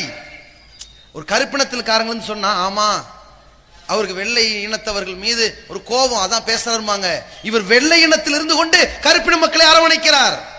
ஏன் அப்படி அரவணைக்க சொல்லி இஸ்லாம் சொன்னது. தாழ்த்தப்பட்ட சமூகத்தை சேர்ந்தவர்கள் அந்த தினத்தில் இருக்கிற நேரத்தில் நபிகளார் சொன்னார்கள், குறைசி குலம் என்றோ மற்ற குலம் என்றோ பிரித்து பேசக்கூடாது, அனைத்தும் சமம் என்றார்கள். அதில் ஏற்றத்தாழ்வு கிடையாது என்றார்கள். நபிகளார் தாழ்த்தப்பட்டதாக கருதப்பட்ட எந்த குலத்திலும் இல்ல. நபிகளார் ஒரு குறைசி குலத்தில் இருந்தாங்க. தான் ஒரு உயர்ந்த குலத்தில் இருந்து கொண்டுதான் தாழ்வாக கருதப்பட்ட குலத்தை கை கொடுத்து தூக்கினார்கள். அவர்களை தூக்கி கொடுத்தது இந்த இஸ்லாம், திருமறை குர்ஆன், உலக பொதுமறை. எப்படி தெரியுமா? திருமறை குர்ஆன் ஒரு இலக்கணத்தை சொல்கிறது. நீ கருப்பனா இருந்தாலும் வெள்ளையனா இருந்தாலும், உயர்ந்த குலமாக கருதப்பட்டவனா இருந்தாலும் தாழ்ந்த குலமாக கருதப்பட்டவனா இருந்தாலும், மொழியே பேச தெரிஞ்சவனா இருந்தாலும் ஊமையா இருந்தாலும், நீ நல்லவனா கெட்டவனா என்பதைத்தான் இறைவன் பார்ப்பானே தவிர நீ வெள்ளையனா கருப்பனா என்று இறைவன் பார்க்க மாட்டான். நபிகள் நாயகம் சொன்னார்கள், இறைவன் உங்கள் முகங்களை பார்க்க மாட்டான், உங்களுடைய உடல் தோற்றத்தை பார்க்க மாட்டான். வலாக்கி யன்துரு இலா குலூபிக்கும் ஆமாலிக்கும், உங்கள் செயல்களை பார்ப்பான், உங்கள் உள்ளங்களை பார்ப்பான். அதற்கு ஒரு எடுத்துக்காட்டையும் நபிகளார் சொன்னார்கள். பிலால் யார்? கருப்பினத்தை சார்ந்தவர் தானே. அந்த பிலால் இடத்திலே நபிகளார் கேட்கிறார்கள், பிலாலே உன்னை சொர்க்கத்தில் உன் காலடி ஓசையை கேட்பதாக நான் பார்க்கிறேன். நாங்க சொர்க்கத்தில் உன் காலடி ஓசையை கேட்டோம் பான்றாங்க. அந்த பிலால் அவர்கள்ட்ட கேட்டுட்டு, அப்படி நீ சொர்க்கத்தில் நுழையும் அளவிற்கு என்ன காரியத்தை செய்கிறாய்னு கேட்டாங்க. அப்ப பிலால் ரலியல்லாஹு அவர்கள் சொன்னார்கள், நான் ஒழு செய்கிற பொழுதெல்லாம் 2 ரக்காத் தொழுதுருவேன்னாரு. இறைவன் எதை பார்த்தான்? பிலால் கருப்பா இருக்காரே அதை பார்க்கல, பிலால் பக்தியோட நல்லவனா இருக்கிறாரே என்பதை பார்த்தான். கொண்டு போய் சொர்க்கத்தில் சேர்த்துட்டான். அதே நேரத்தில் தாழ்த்தப்பட்ட சமூக மக்களுக்காக ரசூலுல்லாஹ் குரல் கொடுக்கும் பொழுது அவர் ஒரு உயர்ந்த சமூகத்தை சேர்ந்தவராக இருந்தார். அம்பேத்கர் தாழ்த்தப்பட்டவராக இருந்துதான் அந்த அடிக்காக வேண்டி மக்களிடத்தில் கஷ்டப்பட்டார். எந்த உயர்ந்த சமூகத்தை சேர்ந்தவனும் ஜாதி வரி எதிர்த்து பேசல. நபிகளார் உயர்ந்த சமூகத்தில் இருந்து கொண்டுதான் இந்த குல பிரச்சனையை ஒழித்து கட்டினார்கள். எந்த அளவுக்கு தெரியுமா? இறைவன் திருமறையிலே ஒரு போதனையை செய்கிறான். நபிகளார் முதலில் இஸ்லாத்தை எல்லா மக்களுக்கும் சொல்லுகிற பொழுது அவருடைய தந்தையின் சகோதரர் பெரியப்பா என்ன பண்றாரு?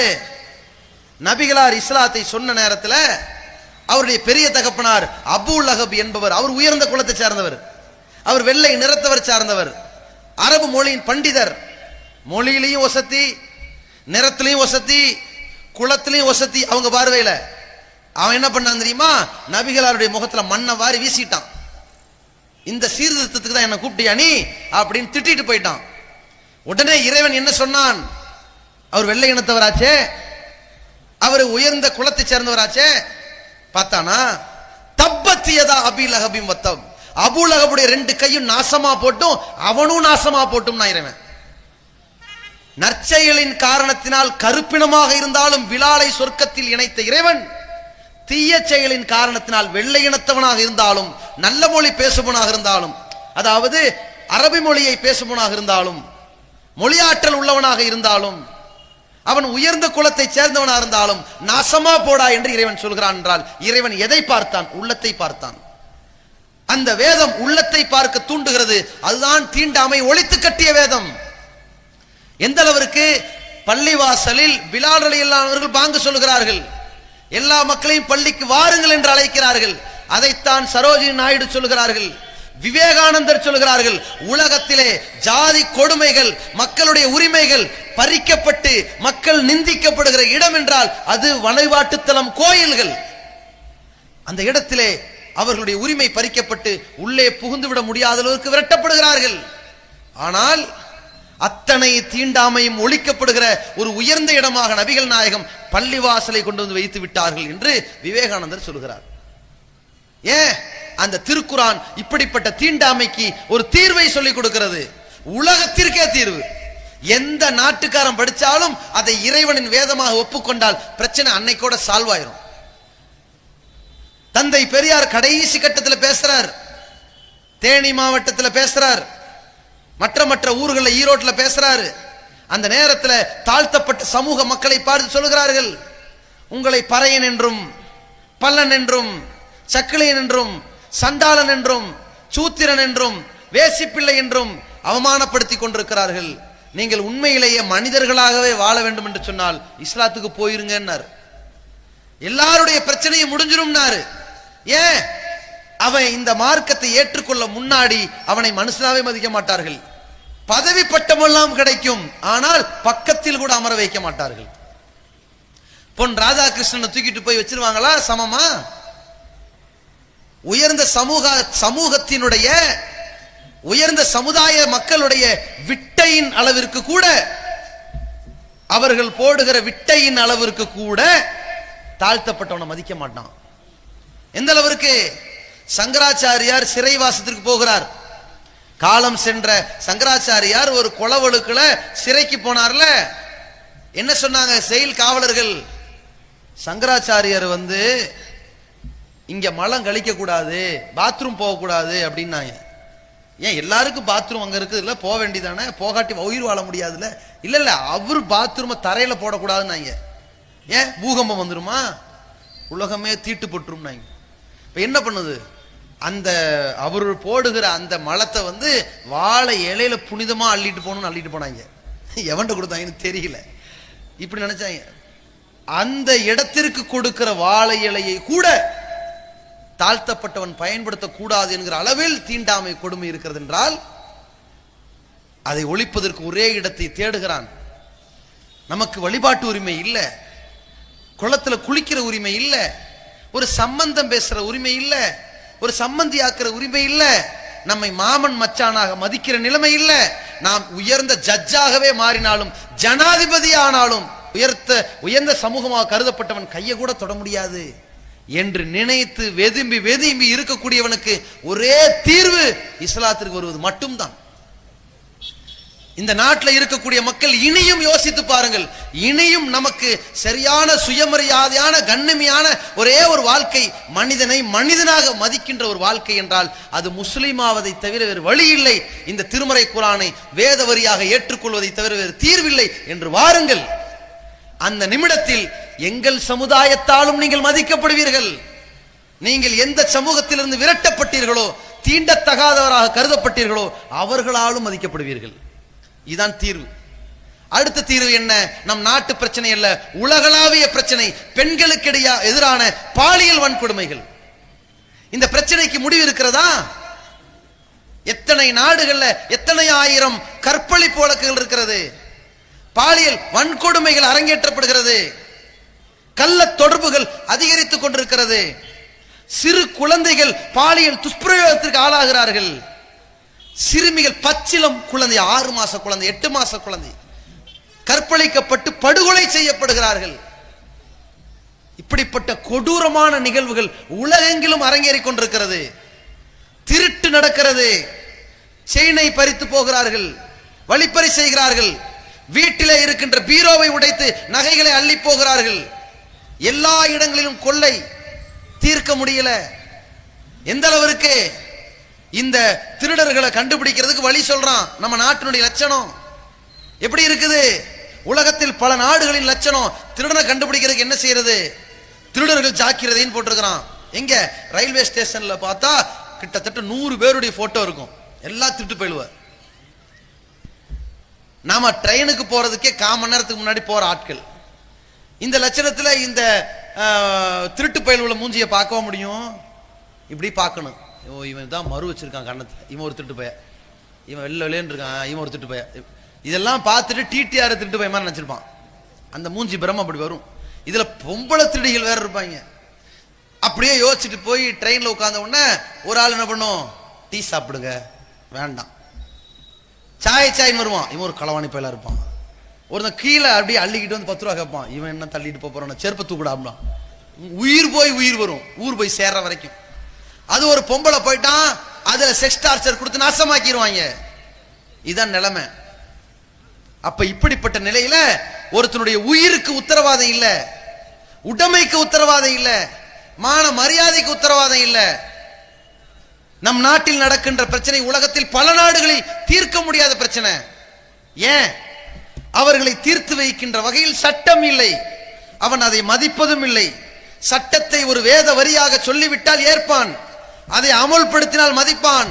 அதன் அடிப்படையில் சட்டம் நிறைவேற்றினால் எல்லா குற்றமும் குறையும். ஒரு பஸ் ஸ்டாண்ட்ல போலீஸ்காரங்க ரொம்ப நாளா அறிவிச்சுக்கிட்டு இருந்தாங்க, தனியா குழாய் வச்சு, சிவப்பண்டி அப்படிம்பாங்க. யார சிவப்பு அம்பிட்டு பேர் திரும்பி பார்ப்பாங்க.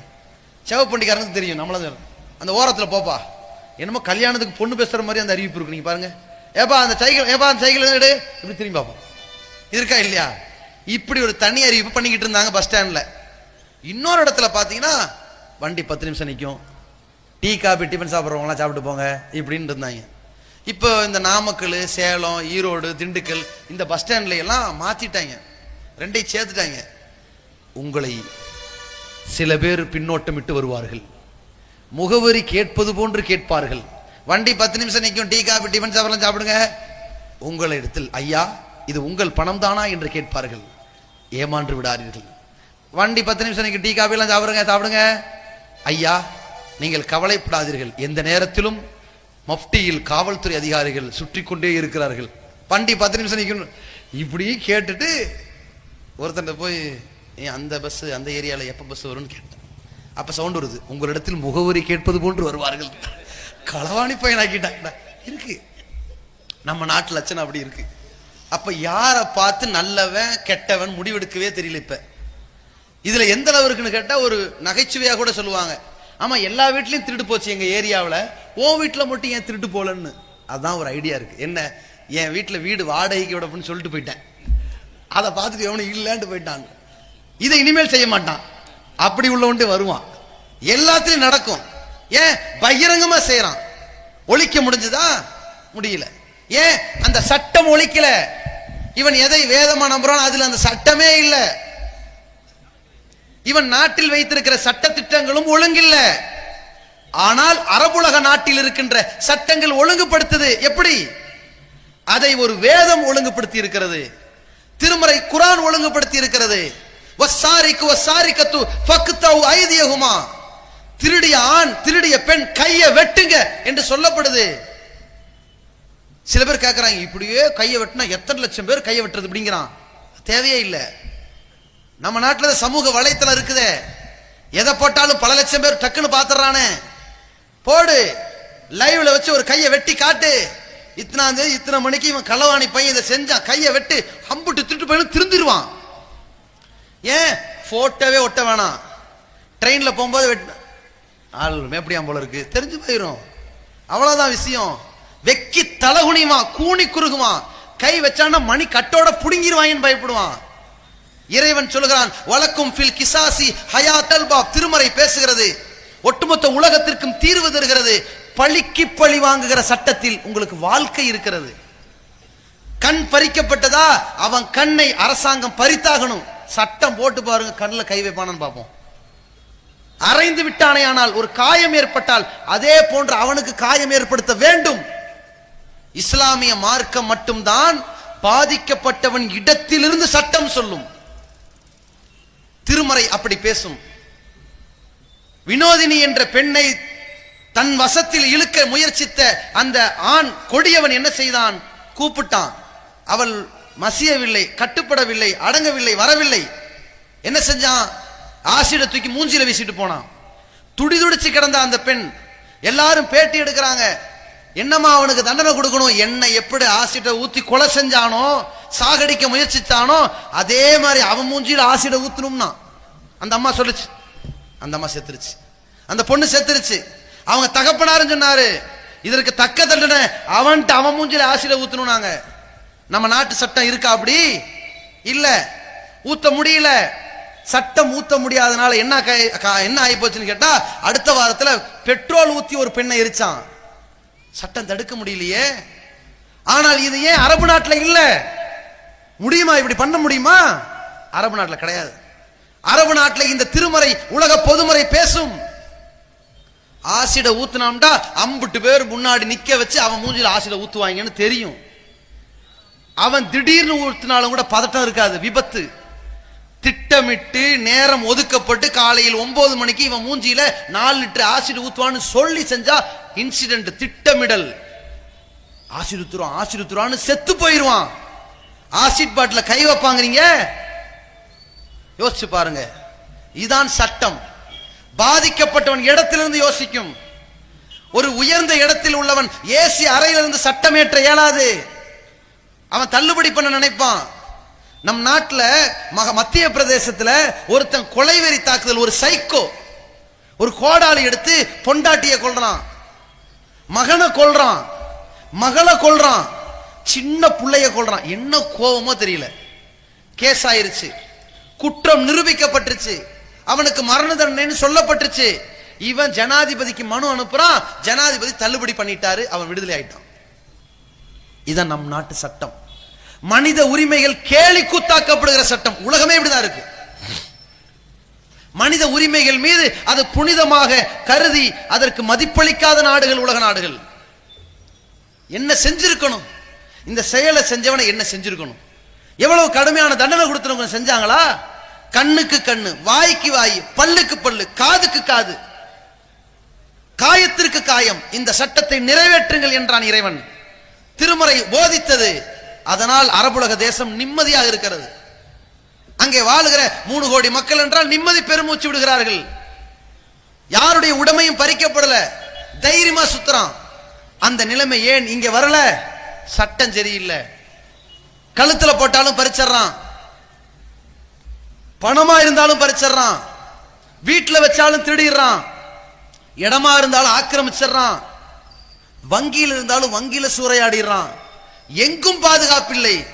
ஆனால் இறைமறை அதற்கு ஒரு தீர்வு சொல்கிறது, உலக பொதுமறையாக சொல்கிறது, சட்டத்தை கடுமையாக்குங்கள், பாதுகாப்பு ஆட்டோமேட்டிக்கா வந்துடும்.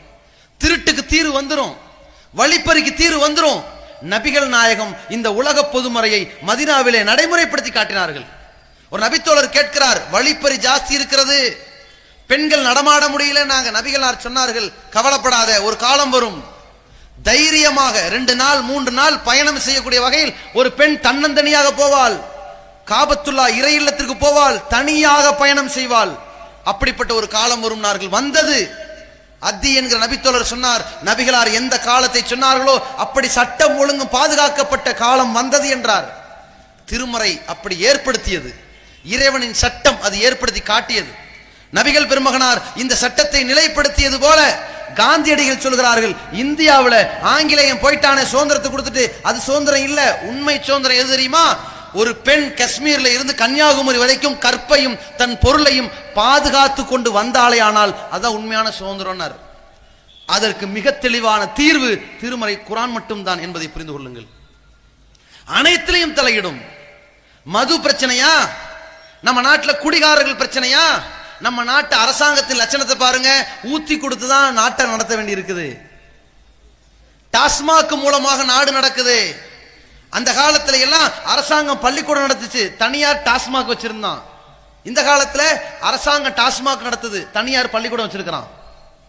லட்சணம் அப்படி போயிருச்சு. அதனால் ஏற்படுகிற பிரச்சனை, வீடு பத்தி எரியுது, பொருளாதாரம் இல்ல, கணவன் மனை வாழ்க்கை முறியுது, குழந்தைகளை கொடூரமா தாக்கி கொலை பண்றான். குடிகாரன் போதையில என்ன செய்யறானே தெரியல. தன்னுடைய உடல் பாதிச்சு, சிந்தனை பாதிச்சு, பல விபத்துக்கு ஆளாகி பல பேருடைய உயிருக்கு கேலி கூத்தாக்கி இவ்வளவு பிரச்சனைகள் வருகிறதே. இந்த மதுவை ஒழிப்பதற்கு என்ன சட்டம்? திருமறை பேசுகிறது. ஒரு மதுவிலிருந்து ஒருவன் விடுபடுவதற்கு திருக்குர்ஆன் பேசுகிறது. நீங்கள் இறைவனை வணங்க வந்தால் மது குடிக்காதீர்கள், போதையில் இருக்கும் போது நீங்கள் இறைவனை வணங்காதீர்கள், முதலில் தடுக்கிறது.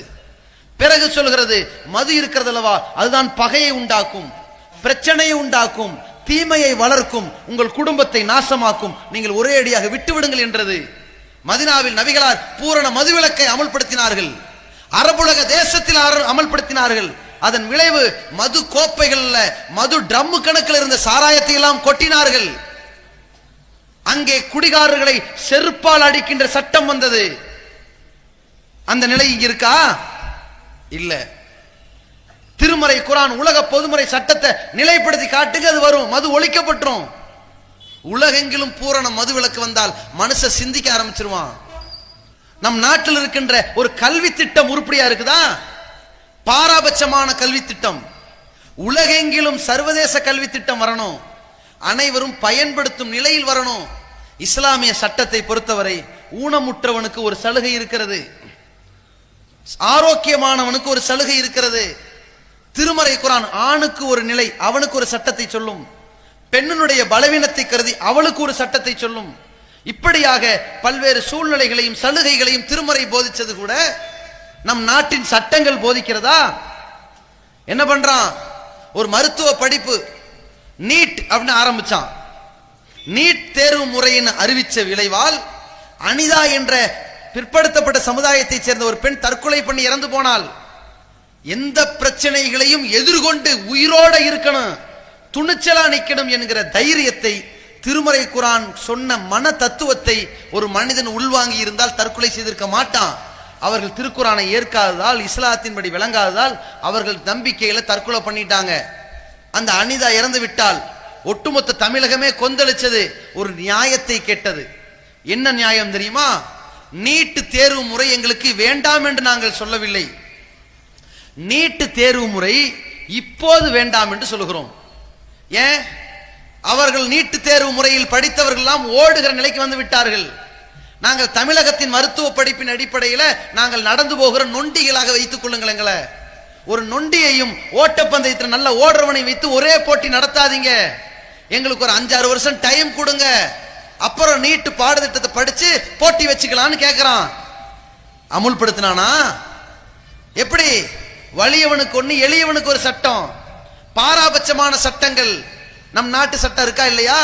உலகத்தின் ஒவ்வொரு நாடுகளிலும் என்ன சட்டம்? உயர்ந்த சமூகத்திற்கு ஒரு சட்டம், ஏழைக்கு வேற சட்டம். அப்ப என்ன செஞ்சது அரசாங்கம்? அதெல்லாம் கிடையாது, நீட் தேர்வு படிச்சுதான் ஆகணும்டான். யார் சொல்வது? எங்கள் மாநிலத்தில் நீட் தேர்வு வேண்டாம் என்று ஒரு முதலமைச்சர் சொன்னார். அதே முதலமைச்சர் பிரதமராகி நீட் தேர்வை இந்தியா முழுவதும் சட்டமாக்குகிறார். அவர்தான் நரேந்திர மோடி. குஜராத்தின் முதல்வராக இருக்கிற பொழுது காங்கிரஸ் அரசாங்கம் நீட் தேர்வின் பாடத்திட்டத்தை சொன்னது, எங்கள் மாநிலத்திற்கு வேண்டாம் என்று மறுத்தார். அவர் அதே பிரதமராக வருகிற பொழுது எல்லா மாநிலத்திற்கும் நீட் தேர்வு வேண்டும் திணிக்கிறார். என்ன பாரபட்சம்? தன் சமூகம் படித்து விட்டது, எவன் படிச்சாலும் படிக்காட்டி பிரச்சனை போங்கடா என்று பிற்படுத்தப்பட்ட சமுதாயத்தை சாகடிக்கிற சட்டம். இவனுடைய திட்டம் என்ன தெரியுமா? பிற்படுத்தப்பட்ட மக்கள் ரொம்ப நாளா போறான்னா நீட்டு வேண்டாம், நீட்டு வேண்டாம், நீட்டு வேண்டாண்டு அவனை அப்படியே திருப்பிட்டான். என்ன தெரியுமா? நீட்டு தேர்வு எழுதுறவங்க எல்லாம் கேரளா, ராஜஸ்தானுக்கு போய் பரிசு எழுதுங்கடான்ட்டான். உடனே அதே தமிழ் மக்கள் எல்லாம் போராடினாங்க, எங்கள் தேர்வு மையங்களை தமிழ்நாட்டிலே வைங்கண்டான். ஃபர்ஸ்ட் வேணான்னு சொன்ன மக்களை தமிழ்நாட்டிலேயாவது வைங்கடா, நீட்டு தேர்வு நாங்கள் எழுதுறோம்னு மாத்தினா பாருங்க, இவன் தான் இவன் சூழ்ச்சிக்காரன். ஏமாந்துட்டாங்க மக்கள். நீ தமிழ்நாட்டில் இல்லடா, காஷ்மீர்ல வச்சாலும் சரி நீட் தேர்வு முடியாது என்ற போராடுகிற நிலையில் இந்த மாநிலமும் இல்லை. ஆண்மையற்று நிக்குது. மத்தியில் இருப்பவர்கள் திணிக்கிறார்கள், ஏழைகள் நசுக்கப்படுகிறார்கள், பேதலிக்கிறான். ஒரு நாட்டின் சட்டம், ஏழைகளுக்கு ஒரு சட்டம், பணக்காரனுக்கு ஒரு சட்டம், பேதலித்து போறான். கேரளாவில் போய் தன் மகனை எப்படியாவது பரிசு எழுத வைக்கணும்னு அரக்க பறக்க பதறி போய் சென்டரை தேடி பிடிச்சு உள்ள அனுப்பின தகப்பன் ஹார்ட் அட்டாக்ல வெறிய இறந்துட்டார். அந்த தேர்வுல அந்த பையன் நீட் தேர்வுல கேட்ட எல்லா கேள்விக்கும் பதில் சொன்னான். ஆனா அவன் ஒரே ஒரு கேள்விதான் வெளியே வந்து கேட்டான், எங்க அப்பா எங்கேண்டு. அதற்கு மத்திய அரசும் பதில் சொல்லாது, மாநில அரசும் பதில் சொல்லாது. திருமறை குர்ஆன் தான் பதில் சொல்லும், அனைவருக்கும் சமமான நீதி என்று. ஏதிலு ஹுவ அக்ரபுலி தக்வா, நீதி செலுத்துங்கள், அதுதான் இறையச்சத்திற்கு நெருக்கமானது. ஏதிலு வலவு காணதல் குர்பா, நீதி செலுத்துங்கள், உறவினர்களாக இருந்தாலும் நீதி செலுத்துங்கள். வலா எஜ்ரிமன்னக்கும் ஷனானு கௌமின் அலா அல்லா தாதிலு, ஒரு சமுதாயத்தின் மீது உள்ள வெறுப்பு அநியாயம் செய்ய வைத்து விடக்கூடாது. திருமறை குர்ஆன் பேசுகிறது. இவர்களுக்கு தாழ்த்தப்பட்ட மக்கள் மீது உள்ள வெறுப்பு. அநியாய சட்டத்தை செய்கிறார்கள். திருக்குர்ஆன் இருந்தால் அனைத்தையும் ஒழித்து கட்டிவிடும். இந்த நாட்டில் விவசாயிகளுக்கான பிரச்சனை, அவர்களுக்கான கடன் தள்ளுபடி செய்யப்படல, அவர்களுக்கான பயிர் வகைகள் அரிசிக்கு நெல்லுக்கு போதுமான விலை கொடுக்கப்படல. இன்னைக்கு அரிசி விலையை 40 ரூபா 50 ரூபா 70 ரூபா 80 ரூபான்னு விற்கிறான். ஆனால் அந்த விவசாயிகள் அரிசியாக நீங்க கணக்கு பண்ணி பார்த்தீங்கன்னா அவன் கேட்ட காசு என்ன தெரியுமா? எங்களுக்கு நீங்க கொடுத்துக்கிட்டு இருக்கிற காசு 1 கிலோ 8 ரூபாய்க்கு, ஆனால் எங்களுக்கு ஆகிற செலவு 10 ரூபா. தயவு செய்து எங்களுக்கு ஒரு 11 ரூபா கொடுங்கன்னு கேட்டாங்க. அரசாங்கம் 8 ரூபாய் 9 ரூபா தான் ஆக்கணும். கடனை தள்ளுபடி பண்ணுங்கன்னா முடியாதுன்னா கோடான கோடி ரூபாய்களை கார்ப்பரேட் முதலாளிகள் வாங்கி வாங்கி கடனை ஒப்படைக்காம ஓடி போய் பதுங்கிடுறான். பல மோடிகள் ஓடி போனார்கள். ஆனால் அவர்களுக்கெல்லாம் பணக்காரர்களுக்கெல்லாம் சலுகை வழங்கிவிட்டு ஏழைகளை எல்லாம் நசுக்கி விவசாயிகள் இன்றைக்கு ஏராளமான போராட்டம் செய்கிறார்கள். விவசாயிகளை கண்டும் காணாத அரசு இருக்கிறது. ஆனால் திருமறை குர்ஆன் விவசாயிகளுக்கு முக்கியத்துவம் தர சொல்கிறது. விவசாயிகளை ஏமாற்றாதே என்று சொல்கிறது. விவசாயிகளுக்கு விலை நிர்ணயம் செய்ய சொல்கிறது. விலை நிர்ணயம் செய்கிற முழு அதிகாரத்தை கொடுக்க சொல்கிறது. விவசாயிகளுடைய பிரச்சனை தான் ஒட்டுமொத்த தேசத்தின் நம்பிக்கை. அதை தீர்க்க வேண்டும் என்று திருமறை சொல்கிறது. நபிகளாரும் தீர்த்து காட்டினார்கள். ஒட்டுமொத்த உலகத்திற்கும் உள்ள பிரச்சனையை தீர்த்து விடுவார்கள். ஒரு நதிநீர் பிரச்சனை 110 வருஷம் நடக்குது பிரச்சனை. கர்நாடகாவிலும் தமிழ்நாடு தண்ணி தர மாட்டேங்கிறான். மொழிவெறி. இதே கன்னடத்துக்காரன் தான் தமிழ்நாடு இருந்தாலும் கொடுத்திருப்பான். ஒரு மொழிவெறி தரமாட்டேங்கிறான். எத்தனை வருஷம்? இன்னைக்கு 110 வருஷம். பாஜக கேட்கிறாங்க, காங்கிரஸ் இத்தனை ஆண்டு போராடியது தண்ணீர் பெற்று தர முடியவில்லை. சரி, பாஜக 4 வருஷம் இருந்தீங்க, என்ன பண்ண போறீங்க? என்ன பண்ணிட்டீங்க? இப்ப கர்நாடகாவில் தேர்தல் நடக்குதே, நீங்க போய் பிரச்சாரம் பண்ணுவீங்களா? பண்ணுவோம். காவிரி மேலாண்மை வாரியம் அமைக்க வேண்டும் என்பீர்களா?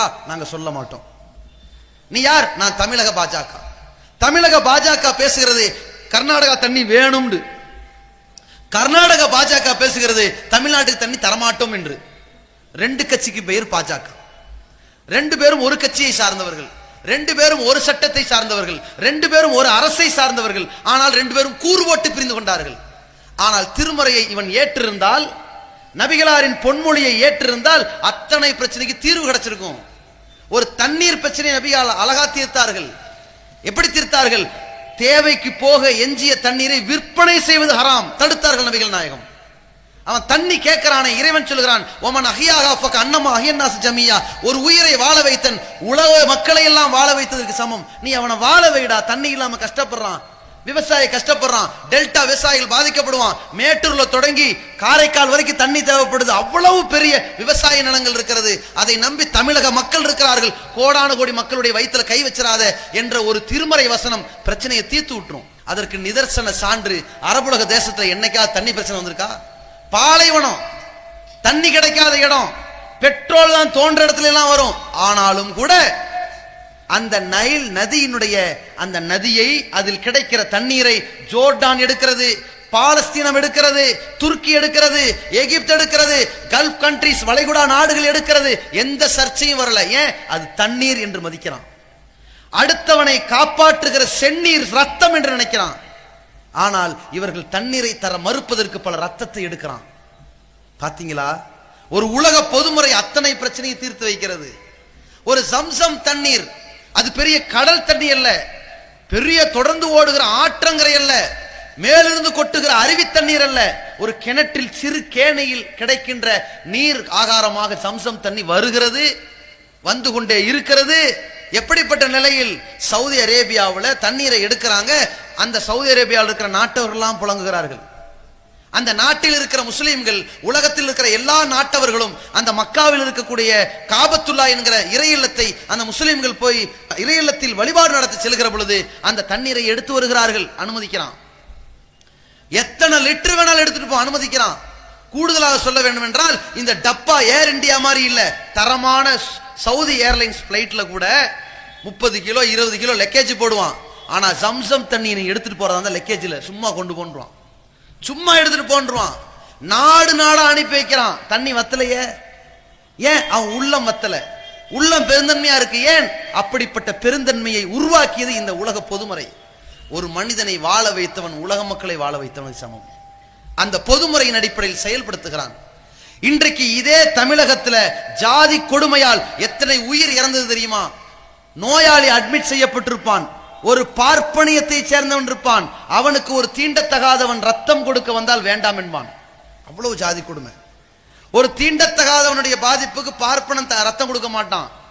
ஆனால் ஒரு உயிரை வாழ வைத்தவன் ஒட்டுமொத்த உலகத்தையும் வாழ வைத்ததற்கு சமம் என்ற ஒரு உலக பொதுமுறை சொன்ன இறை வசனம் இன்றைக்கு உலகத்தில் வாழுகிற எல்லா முஸ்லிம்களும், இந்துக்களாக இருந்தாலும் நாத்திகர்களாக இருந்தாலும் சீக்கியர்களாக இருந்தாலும் பௌத்தர்களாக இருந்தாலும் அவனும் இறைவனால் படைக்கப்பட்ட மனிதன் என்று உணர்ந்து உலகளாவிய அரங்கில் இரத்த தானத்தை செய்வதில் ஒட்டுமொத்த உலகத்தில் வாழுகிற எல்லா மனிதர்கள் ரத்தம் தேவைப்படுகிற பொழுது அவனுக்கு தன் உயிரை கொடுத்து உதிரத்தை கொடுத்து உயிரை காப்பாற்றுகிற முதல் இடத்தை பிடித்திருக்கக்கூடியவன், உலக அரங்கில் முதலிடத்தை பிடிக்கக்கூடியவன் முஸ்லிம் சமுதாய மக்கள். அதை உண்டாக்கிய மனிதநேய மார்க்கம் இந்த உலக திருமறை குர்ஆன் மட்டும்தான். எப்படிப்பட்ட மாற்றத்தை உண்டாக்கிச்சு பார்த்தீங்களா? ஒரு கட்டளை, ஒரு உயிரை வாழவை ஒட்டுமொத்த உலகத்தை வாழ வைத்ததற்கு சமம். அந்த கட்டளையின்படி செயல்படுகிறார்கள். எந்த அளவிற்கு? எல்லா பிரச்சனைக்கும் தீர்வு. ஒரு சொத்துரிமைக்கு பிரச்சனை செய்கிறார்கள், குடும்பத்தில் தகராறு செய்கிறார்கள், பல மாசங்களாக வருடங்களாக கோர்ட்ல போய் நிக்கிறான். ஆனால் இஸ்லாத்தில் அழகான சட்டங்கள். தகப்பனா அவனுக்கு இவ்வளவு பங்கு கொடு, தாயா இவ்வளவு பங்கு கொடு, மனைவியா இவ்வளவு பங்கு கொடு என்று 1400 ஆண்டுகளுக்கு முன்னால் பெண்ணுக்கு சொத்துரிமை இருக்கிறது என்று பேசி இருக்கின்ற போதனை உலக மக்களுக்கெல்லாம் ஒரு வேதவரி திருமறை குர்ஆன். குடும்பவியல் பற்றி பேசுகிறது. திருமணமா ஒன்றை முடி, அவனுடைய பார்வை அவனுடைய கற்பு அது போதுமானதாக பாதுகாப்பாக இல்லை என்றால் நீ வழி தவறாத, விபச்சாரத்தில் விழுந்துராத, இன்னொன்னு திருமணம் முடி. பலதார மனத்தை சொன்னது ஏன்? இவனுடைய உடல் அப்படி இருக்கிறது, அதற்கு ஒரு சலுகை கொடுத்தது. அதே நேரத்தில் கணவன் மனைவி உறவை உறுதியான உடன்படிக்கை என்றது. நீ திருமணம் முடிக்கிற பொழுது அந்த பெண்ணை வாழ வைக்கணும், சாவடிக்க கூடாது. நீ அள்ளி மனக்கொடையை கொடுத்து ஆம்பளையா நடந்துக்கோ என்று சொன்னது. வரதட்சணையை ஒழித்து கட்டியது. இந்த கட்டளை மூலமாக திருமணம் செய்து விட்டதற்கு பிறகு உங்களுக்கு இடையில் மிகப்பெரிய பிரச்சனை வந்தால், கல்லானாலும் கணவன் புல்லானாலும் புருஷன் என்று இருந்தால் கள்ள தொடர்பு வரும். கணவனை தலையில் கல்லை தூக்கி போட்டு எறிந்துவிட்டு கொலை செய்கிற நிலை வரும். இஸ்லாத்தில் திருமணத்தோடு விவாகரத்து உரிமை அனைவரும் செய்ய வேண்டும் என்பதற்கல்ல, செய்து கொள்ள வாய்ப்பு இருக்கிறது என்பதற்காக. கணவனுக்கு விவாகரத்து உரிமை, அவன் கொஞ்சம் அவசரக்காரன், அப்பப்ப கேப் விட்டு விவாகரத்து பண்ணி மீண்டும் சேர்க்கிற வாய்ப்பை கொடுத்து, மனைவிக்கு ஒரு விவாகரத்து உரிமையை கொடுத்து, முறையாக திருமண வாழ்க்கையை பற்றி திருமறை பேசுகிறது. இப்படி உலகத்தில் பேசப்பட்டதா? உலகம் முழுவதும் இந்த பிரச்சனைக்கு தீர்வு இருக்கிறதா? முஸ்லிம் சமுதாய மக்களுடைய கணவன் மனைவி பிரச்சனை ஒரு 2 வாரம் 3 வாரம் ஜமாத்துல பேசி முடிச்சிடறாங்களே. ஆனால் மற்ற மதத்தவர்களுடைய பிரச்சனை கோர்ட்ல பல வருடங்கள் இழுத்துக்கிட்டு போகுது. ஏன்? அவர்களுக்கான தீர்வு திருமறை குர்ஆனில் இருப்பதை அவர்கள் ஏற்கவில்லை. அதனால் இன்றைக்கு நடுத்தூர் வந்து நிற்கிறார்கள், கேட்கிறார்கள், திருக்குர்ஆன் சட்டத்தின்படி எங்களுக்கு சட்டம் ஏற்றுங்கள், பொது சிவில் சட்டத்தை திருக்குர்ஆன் சட்டமாகவே, திருக்குர்ஆன் சட்டத்தையே இந்த நாட்டின் பொது சிவில் சட்டமாகவே மாற்றிவிடுங்கள் என்று இந்து சமுதாய மக்கள் வழக்கறிஞர்களிடம் மாட்டிக்கொண்டு நீதிமன்றங்களில் சிக்கி திணறி கேட்கின்ற கோரிக்கைகளாக இருக்கிறது என்றால், பாதிக்கப்பட்டவனுக்கு தீர்ப்பளிக்கிறது திருமறை குர்ஆன் என்பதை உணர்ந்திருக்கிறார்கள். அனைத்தையும் பேசும். ஒரு தேசம் அல்ல, ஒட்டுமொத்த உலகமே அழிவதற்கு அடித்தள பொருளாதார பிரச்சனை வட்டி. 100 ரூபாய் நான் ஒருவனிடமிருந்து கடனாக பெற்றால், வட்டி இல்லாமல் பெற்றால், நான் மீண்டும் அடைக்க வேண்டிய தொகை 100 ரூபாய் மட்டும். நான் 100 ரூபாய்க்கு ஜாமான் வாங்குவேன், 110 ரூபாய்க்கு விற்பேன், 10 ரூபாய் எடுப்பேன், 100 ரூபாய் கொடுப்பேன், பிரச்சனை இல்லை, உங்க யாருக்கும் பாதிப்பு இல்லை. இப்ப நான் 100 ரூபாய்க்கு 120 ரூபாய் வட்டியாக கொடுக்க வேண்டும் என்றால் 100 ரூபாய் பொருளை 150 ரூபாய்க்கு விற்பேன், உங்க தலை மேல கட்டுவேன், அதுல 30 எடுத்துட்டு 20 வட்டியா சேர்த்து அங்க கொடுப்பேன். என் உழைப்பை ரத்தத்தை அவன் உறிஞ்சான், உங்கள் அனைவரின் உழைப்பை நான் உறிஞ்ச வேண்டிய நிலைக்கு தள்ளப்பட்டேன். இதன் விளைவு ஒட்டுமொத்த உலகத்தையும் பாருங்கள், நாட்டினுடைய நிதி நிலைமையை பாருங்கள். அந்த நிதி நிலைமையை கையாளாகாத தனத்தால் வட்டி கடனாக்கி பல நாடுகளிலிருந்து கடன் வாங்கி இன்றைக்கு ஒவ்வொரு குடிமகன் தலைமையில தமிழக அரசு இந்திய அரசின் படி பாத்தீங்கன்னா 25,000 ரூபாய் 30,000 ரூபாய் 50,000 ரூபாய் கடனாளியா இருக்கிறோம் அத்தனை பேரும். ஆனால் நபிகள் பெருமகனார் மதினாவில் ஆட்சி செய்தார்கள், இந்த திருமறையின் சட்டத்தை நிறுவினார்கள். எப்படிப்பட்ட சட்டம்? வட்டியை ஒழித்து கட்டினார்கள். வட்டியை ஒழிக்கிறதுனா நபிகளார் எந்த சட்டமா இருந்தாலும் தன் புறத்திலிருந்து முதல்ல ஆரம்பிப்பாங்க. எதுவா இருந்தாலும் சரி, வட்டி வாங்குறது தடை, இதை என் குடும்பத்திலிருந்து ஆரம்பிக்கிறேன். என்னுடைய தந்தையின் சகோதரன் அப்பாஸ் பின் அப்துல் முத்தலிப் உங்களுக்கு கடன் கொடுத்திருக்கிறார், அதற்கு யாரும் வட்டி பணம் தரக்கூடாது. அசல் காசு தந்தா போதும் நாங்க நபிகள் நாயகம். வட்டியை ஒழித்தார்கள், நாட்டை செம்மைப்படுத்தினார்கள். ஏன்? எப்ப வட்டி ஒழியுமோ எல்லா விலைவாசியும் குறையும். இன்னைக்கு நம்ம நாட்டின் விலைவாசி எல்லாம் உயர்றதுக்கு ஒரே காரணம் என்ன? பெட்ரோல் டீசல் விலை. பெட்ரோல் டீசல் விலை உயர்றதுக்கு காரணம் என்ன? உலக நாட்டில் வாங்கின கடனுக்கு அவன் அடைக்கிற வட்டி. இதுதான் பிரச்சனை. வட்டியை ஒழிச்சா இந்த நாட்டில் மட்டும் 12 ரூபா 50 காசுக்கு பெட்ரோல் கொடுக்கலாம். ஏன் உங்களுக்கு 80 ரூபா உங்கள்ட்ட சுரண்டான்? நீங்க ஏன் 62 ரூபா கஷ்டப்பட்டு எக்ஸ்ட்ரா கொடுத்தீங்க? வட்டி காசு அடைக்கணும். இந்த லட்சணத்தில் வைத்தார்கள். அந்த வட்டியை நபிகளார் ஒழித்து கட்டினார்கள். சரி, அப்ப அரசாங்கத்துக்கு வருமானம் என்ன? ஜக்காத் என்ற சட்டத்தை திருமறை போட்டது. ஒரு பொருளாதாரம், ஒரு கோடீஸ்வரன் நிறைய இருக்கும், ஏழைட்ட ஒண்ணுமே இருக்காது. அவனுக்கு அவன் வாழ்க்கை உயர்த்ததுக்கு என்ன செய்யணும்? திருமறை போதிச்சது. கோடீஸ்வரன் தன்னுடைய சொத்திலிருந்து ஒரு குறிப்பிட்ட அளவு தர்மமாக கொடு, கட்டாய தர்மமாக கொடு. அது அரசாங்கம் பெற்று ஏழைகளுக்கு முறைப்படி கொடுத்து அவனை வளப்படுத்தி அவன் வாழ்க்கையை உயர்த்தும். மதினாவில் நபிகளார் காலத்தில் எல்லா வறுமை ஒழிக்கப்பட்டு புரட்சி ஏற்பட்டது. ஒருவன் இறந்து வந்தால் அந்த சடலத்தை வைத்து நபிகளார் கேட்பார்கள், இவன் இந்த இறந்து போனவனுக்கு நான் உயிரை விட மேலானவன், அதற்காக அவன் சொத்தை கேட்க மாட்டேன். அவன் சொத்துக்களை விட்டு சென்றால் குடும்பத்துக்காரங்க எடுத்துக்குங்க. அவன் கடனாளியா தான் இறந்திருக்கிறான்னா அந்த கடனை நான் அடைக்கிறேன்னு அரசு கருவூலத்திலிருந்து எடுத்து அடைத்தார்கள் நபிகள் நாயகம். அப்படி உயர்ந்த நிலையில் இருக்கிற அரசாங்கமாக மாற்றினார்கள் 10 ஆண்டுகளில் இந்த உலக பொதுமுறையை வைத்து. ஆனால் இந்த நாட்டினுடைய நிலை என்ன தெரியுமா? ஒருத்தன் இந்த நாட்டில் தற்கொலை பண்ணி சாகிறதுக்கே காரணம் கடனாத்தான் இருக்கு. அதை கிண்டலா பேசுவார்கள். இன்றைக்கெல்லாம் விவசாயிகள் தற்கொலை பண்றது ஃபேஷன் ஆயிருச்சுன்னு கிண்டலா பேசிட்டு போயிருவான். அந்த உயிர் போனதுக்கு காரணமே நீதான்டா. எவ்வளவு போராட்டம் பண்ணா? தட்டி கேட்டீங்களா? அவன் பிரச்சனையை தீர்த்து வச்சீங்களா? இல்லையே. நம் நாட்டின் கேவலமான நிலை என்ன தெரியுமா? உயர் படிப்பு படிப்பதற்கு மத்திய அரசில் கடன் வாங்கிய மாணவன் கடனை அடைக்க முடியாமல் தற்கொலை செய்து செத்தான். பாத்தீங்களா வட்டியினுடைய கொடுமை? பாத்தீங்களா? இந்த வட்டியை ஒழிப்பதற்கான சட்டத்தை திருமறை சொன்னது. சரி, வரவுக்கான வழியை ஜக்காத்து சொன்னது. இந்த நாட்டில் வரிங்கிற பேர்ல எவ்வளவு வரி பறி பண்றான், எவ்வளவு சட்டத்துல குளறுபடி பண்ணான். உலகம் முழுக்க வரிங்கிற பேர்ல மக்களை திணிச்சான். என்ன வரி?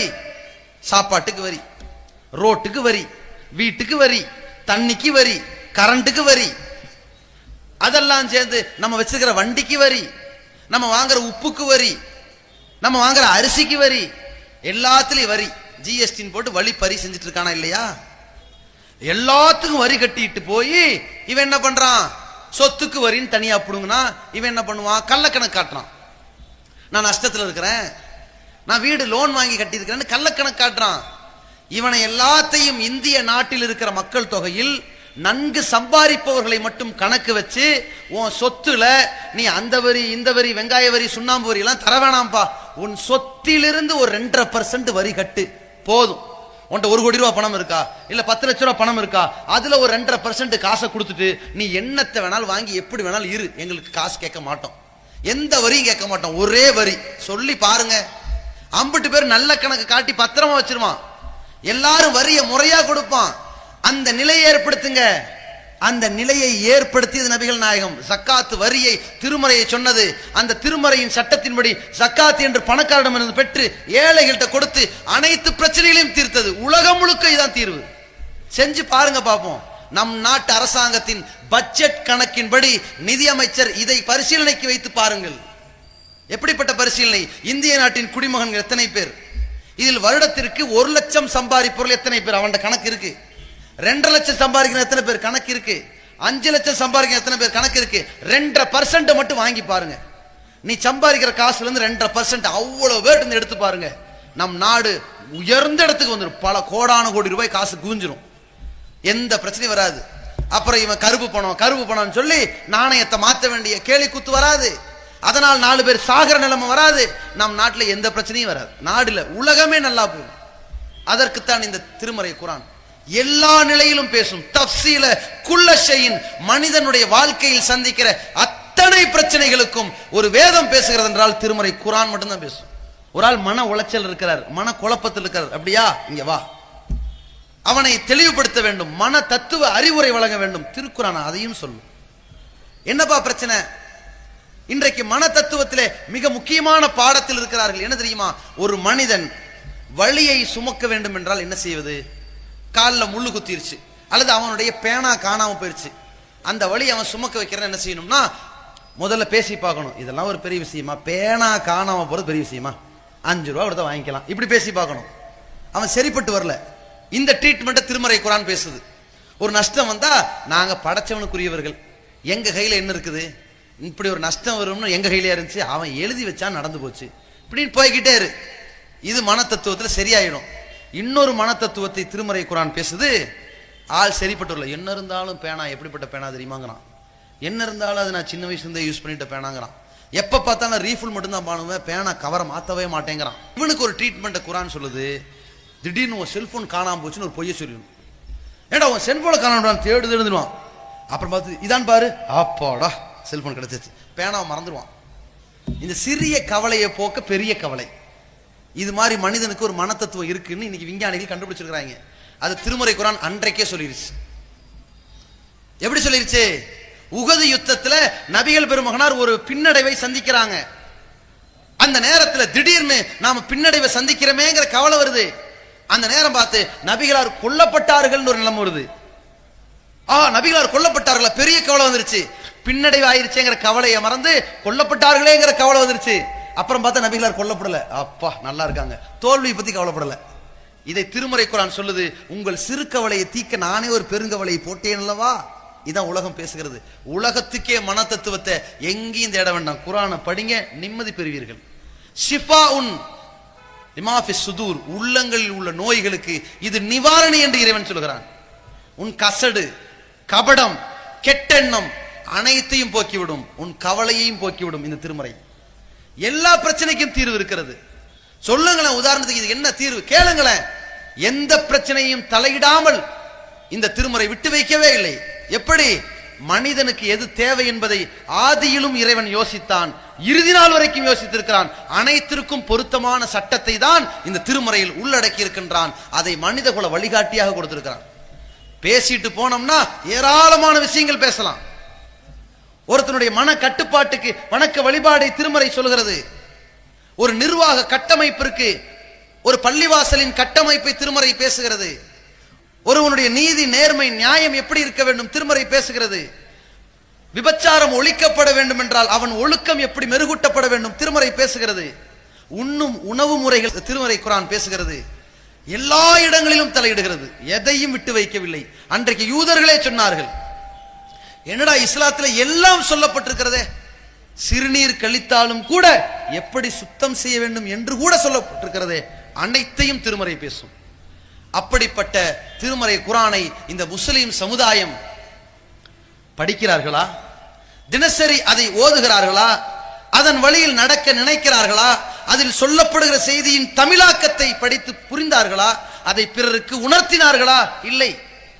திருமறை குர்ஆன் எதற்கு என்று கேட்டால் இறந்து போனவர்களுக்கு ஓதி சமர்ப்பிப்பதற்கு நினைக்கிறார்கள். வீட்டில் பிரச்சனை வந்தால் எடுத்து வைத்து சத்தியம் போடுவதற்கு என்று தவறாக புரிந்திருக்கிறார்கள். திருமணம் முடிக்கும் பொழுது அலமாரியில் பொட்டியிலே வைத்து பூட்டி வைப்பதற்கு என்று நினைத்து விட்டார்கள். திருமறை குர்ஆன் அதற்கல்ல, உயிரோடு வாழ்பவர்களுக்கு எச்சரிக்கை செய்வதற்கு, அவனை நல்வழி நடத்துவதற்கு, நேர்வழி எது தீய வழி எது என்று பிரித்து காட்டுவதற்கு, அவனை மனிதனாக புனிதனாக செம்மைப்படுத்துவதற்கு. அந்த திருமறை குர்ஆனை எல்லா மக்களும் படித்து புரிய வேண்டும் என்பதற்குத்தான் இறைவன் சட்டங்களையும் வணக்க வழிபாட்டையும் எச்சரிக்கைகளையும் அறிவுரைகளையும் வரலாறுகளையும் முன்னறிவிப்புகளையும் அனைத்தையும் சொல்லிக் கொடுத்த இறைவன் இலகுவாக புரியும் வண்ணம் சொன்னான். வலக்கது யஸ்ஸர்னல் குர்ஆன லிذிக்ர், படிப்பினை பெறுவதற்காக இந்த குர்ஆனை லேசாக்கி இருக்கிறோம், எளிமையாக்கி இருக்கிறோம். ஃபஹல் மின் முத்தக்கிர், இதை சிந்திக்க யாரும் இல்லையா என்று இறைவன் கேட்கிறான். இவ்வளவு கேட்ட பிறகும் அஃபலா யத்ததப்பருனல் குர்ஆன அம் அலா குலூபின் அக்ஃபாலுஹா, அவர்கள் இந்த திருக்குர்ஆனை ஏன் இன்னும் ஆராய்ச்சி செய்யாமல் இருக்கிறார்கள் என்று கேட்கிறான். அவர்கள் உள்ளங்களில் பூட்டுக்கள் தொங்குகின்றனவா? அஃபலா யத்ததப்பருனல் குர்ஆன் வலவ் கான மின் இந்தி கைரில்லாஹி லவஜது ஃபீ இக்திலாஃபன் கஸீரா, அவர்கள் இந்த திருக்குர்ஆனை ஆராய்ந்து பார்க்க வேண்டாமா? இது படைத்தவனிடமிருந்தானே இறக்கி அருளப்பட்டது. இது மற்றவரிடமிருந்து வந்திருந்தால் முரண்பாடுகளை பார்த்திருப்பார்களே. இதில் ஏன் முரண்பாடு இல்லை? முரண்படாமல் இருக்கிறது என்றால் அது படைத்தவனிடமிருந்து வந்தது என்று உணர வேண்டாமா என்றெல்லாம் இறைவன் பல செய்திகளை சொல்லியும் இந்த சமுதாயம் படிக்காமல் விட்டுவிட்டால் அழிவை நோக்கி பயணிப்பார்கள். நபிகளார் சொன்னார்கள், இன்னல்லாஹ யர்ஃபவு பிஹாதல் குர்ஆனி அக்வாமன், அல்லாஹ் ஒரு சமுதாயத்தை தலை சிறந்த சமுதாயமாக உயர்த்துகிறான் என்றால் அதற்கு அளவுகோல் அவர்கள் குர்ஆனை ஓத வேண்டும், அதன் வழியில் நடக்க வேண்டும். வயதௌபிஹி ஆகரீன், ஒரு சமுதாயத்தை கேவலப்படுத்துகிறான் என்றால் அதற்கு அளவுகோல் அவர்கள் குர்ஆனை இழிவுபடுத்த வேண்டும். யார் குர்ஆனின்படி நடக்கிறார்களோ அவர்கள் உயர்வார்கள், குர்ஆனை அவமதிக்கிறார்களோ அவர்கள் இழிவடைவார்கள். இதை மட்டும் புரிந்து கொள்ளுங்கள். இதற்கு பிறகும் இந்த திருக்குர்ஆனோடு தொடர்பில்லாமல், அதை பற்றி எடுத்துரைக்காமல், அதை பிறருக்கு எடுத்துச் சொல்லாமல், இந்த திருக்குர்ஆன் தான் இறைவனின் வேதம் என்று பிற மதத்தவர்களுக்கு உண்மையை உரைத்து அவர்களை சுயமரியாதையோடு கண்ணியத்தோடு சக மனிதனாக வாழ்வதற்கு ஏற்ற இந்த சத்திய மார்க்கத்தின் பால் நீங்கள் அழைக்காமல் கவனக்குறைவாக இருந்தீர்களானால் நாளை நீங்களும் நானும் நரகத்தில் செல்வதற்கு நபிகளாரே நமக்கு எதிராக வழக்காடுவார்கள். இறைவன் சொல்கிறான், வகால ரசூல், எல்லா மக்களும் மறுமை நாளில் எழுப்பப்படுகிற பொழுது இறை தூதர் வந்து வாதாடுவார். யா ரப்பி, என் இறைவா, இன்ன கௌமி இத்தகது ஹாதல் குர்ஆன மஹ்ஜூரா, என் சமுதாயம் இருக்கிறதே இந்த குர்ஆனை தடுக்கப்பட்டதாக, படிக்க கூடாது என்று ஒதுக்கி விட்டார்கள் இறைவா என்று இந்த குற்றவாளிகளை அம்பலப்படுத்துவார்கள் நபிகள் பெருமானார். தேவையா? இக்ரவுல் குர்ஆன், குர்ஆனை ஓதுங்கள், படியுங்கள். அது நாளை மறுமை நாளில் இவன் சொர்க்கத்தில் நுழைவதற்கு காரணியாக அமையும். கைருக்கும், உங்களில் மிகச்சிறந்தவன் யார் தெரியுமா? மன் தஅல்லமல் குர்ஆன வஅல்லமஹு, திருக்குர்ஆனை தானும் கற்று அடுத்தவனுக்கு கற்பிப்பவன் மிகச்சிறந்தவன். நீங்களும் நானும் கற்க வேண்டிய ஒரு களம் கிடைத்திருக்கிறது. அதுதான் புனிதமிக்க ரமலான் மாதம். எந்த ரமலானில் இந்த மனிதகுல வழிகாட்டி குர்ஆன் இறக்கியறப்பட்டதோ அந்த பொக்கிஷமான ஒரு மாதம் வருகிறது. திருமறையை புரட்டுவதற்கு ஒரு வாய்ப்பு கிடைக்கிறது. அதில் வசனங்களை ஓதி மனனம் செய்கிற ஓய்வு நேரங்கள் கிடைக்க இருக்கிறது. அதன் தமிழாக்கத்தை படித்து பிறருக்கு புரிய வைக்கின்ற ஒரு வாய்ப்பை நல்ல முறையில் பயன்படுத்தி இந்த திருக்குர்ஆனை உலக மக்களுக்கெல்லாம் கொண்டு சேர்க்க வேண்டும் என்கிற செயல் திட்டத்தை தொடர்ந்து எடுத்துரைக்க வேண்டும் என்பதற்குத்தான் இதை மிகப்பெரிய செயல் திட்டமாக மக்களிடத்தில் கொண்டு போய் சேர்க்க வேண்டும், எல்லா மதத்தவரிடத்திலும் கொண்டு போய் இந்த உண்மையை உரைக்க வேண்டும் என்பதற்குத்தான் எதிர்வருகிற ஜனவரி மாதம் 2019 ஜனவரி மாதம் நடைபெறவிருக்கின்ற திருக்குர்ஆன் மாநில மாநாட்டினுடைய முன் விளக்கமாக இத்தனை விளக்க கூட்டங்களை நடத்தி கொண்டிருக்கிறோம். இதன் அடிப்படை என்ன? இந்த திருமறை குர்ஆனை உலகத்திற்கு கொண்டு போய் சேர்க்க வேண்டும். அதற்கு முன்னால் நாம் நம்முடைய உள்ளத்தில் கொண்டு போய் சேர்த்து விட வேண்டும். மிக சரியான ஒரு வழிகாட்டுதல், நாம் இந்த உலகத்தில் வழிகட்டு விடாமல் இருக்கின்ற ஒரு நிலையில் நம்மை காப்பாற்றுகிற ஒரு வழிகாட்டுதல். அவருடைய தூதர் சொன்னார்கள், அல் குர்ஆனு ஹபுலுல்லாஹ், திருக்குர்ஆன் அல்லாஹ்வுடைய கயிறு. தர்ஃபுஹு பியதில்லாஹ், கயிறு என்றால் இரு முனை இருக்கும், ஒரு முனை அல்லாஹ்விடத்தில் இருக்கிறது, அல்லாஹ்வின் கையில் இருக்கிறது. வ தர்ஃபுஹு பிஐதீக்கும், மறுமுனை உங்கள் கையில் இருக்கிறது, வேதம் உங்கள் கையில் இருக்கிறது. நீங்கள் அதை பற்றி பிடிக்கும் காலமெல்லாம் வழிகிட மாட்டீர்கள், பற்றி பிடிக்காமல் விட்டால் வழிகிட்டு நாசமாகிவிடுவீர்கள். அதன் அர்த்தத்தில் தான் நபிகளார் அதை சொன்னார்கள். இதை கவனத்தில் கொண்டு திருமறையின் தொடர்போடு வாழ்வோம், திருக்குர்ஆனை புரட்டி பார்ப்போம், அதில் வசனங்களை மனனம் செய்ய முயற்சிப்போம், அதன் வேத வரிகளை நம்முடைய வாழ்க்கையில் நடைமுறைப்படுத்துவோம். நாம் கற்றதை நம் பிள்ளைகளுக்கும் பெற்றோர்களுக்கும் உறவினர்களுக்கும் உற்றார்களுக்கும் அண்டை வீட்டார்களுக்கும் நண்பர்களுக்கும் அனைத்து மக்களுக்கும் கொண்டு போய் சேர்ப்போம். வல்ல இறைவன் இந்த திருமறையினால் நம்மை தலை சேர்ந்தவர்களாக வாழச் செய்து இந்த திருக்குர்ஆனின் தொடர்பினால் நாளை மறுமையில் சுவனத்தில் பிரவேசிக்க செய்வானாக. வாஹிரு தஅவானா அல்ஹம்துலில்லாஹி ரப்பில் ஆலமீன். அஸ்ஸலாமு அலைக்கும் வரஹ்மத்துல்லாஹி வபரகாத்துஹு.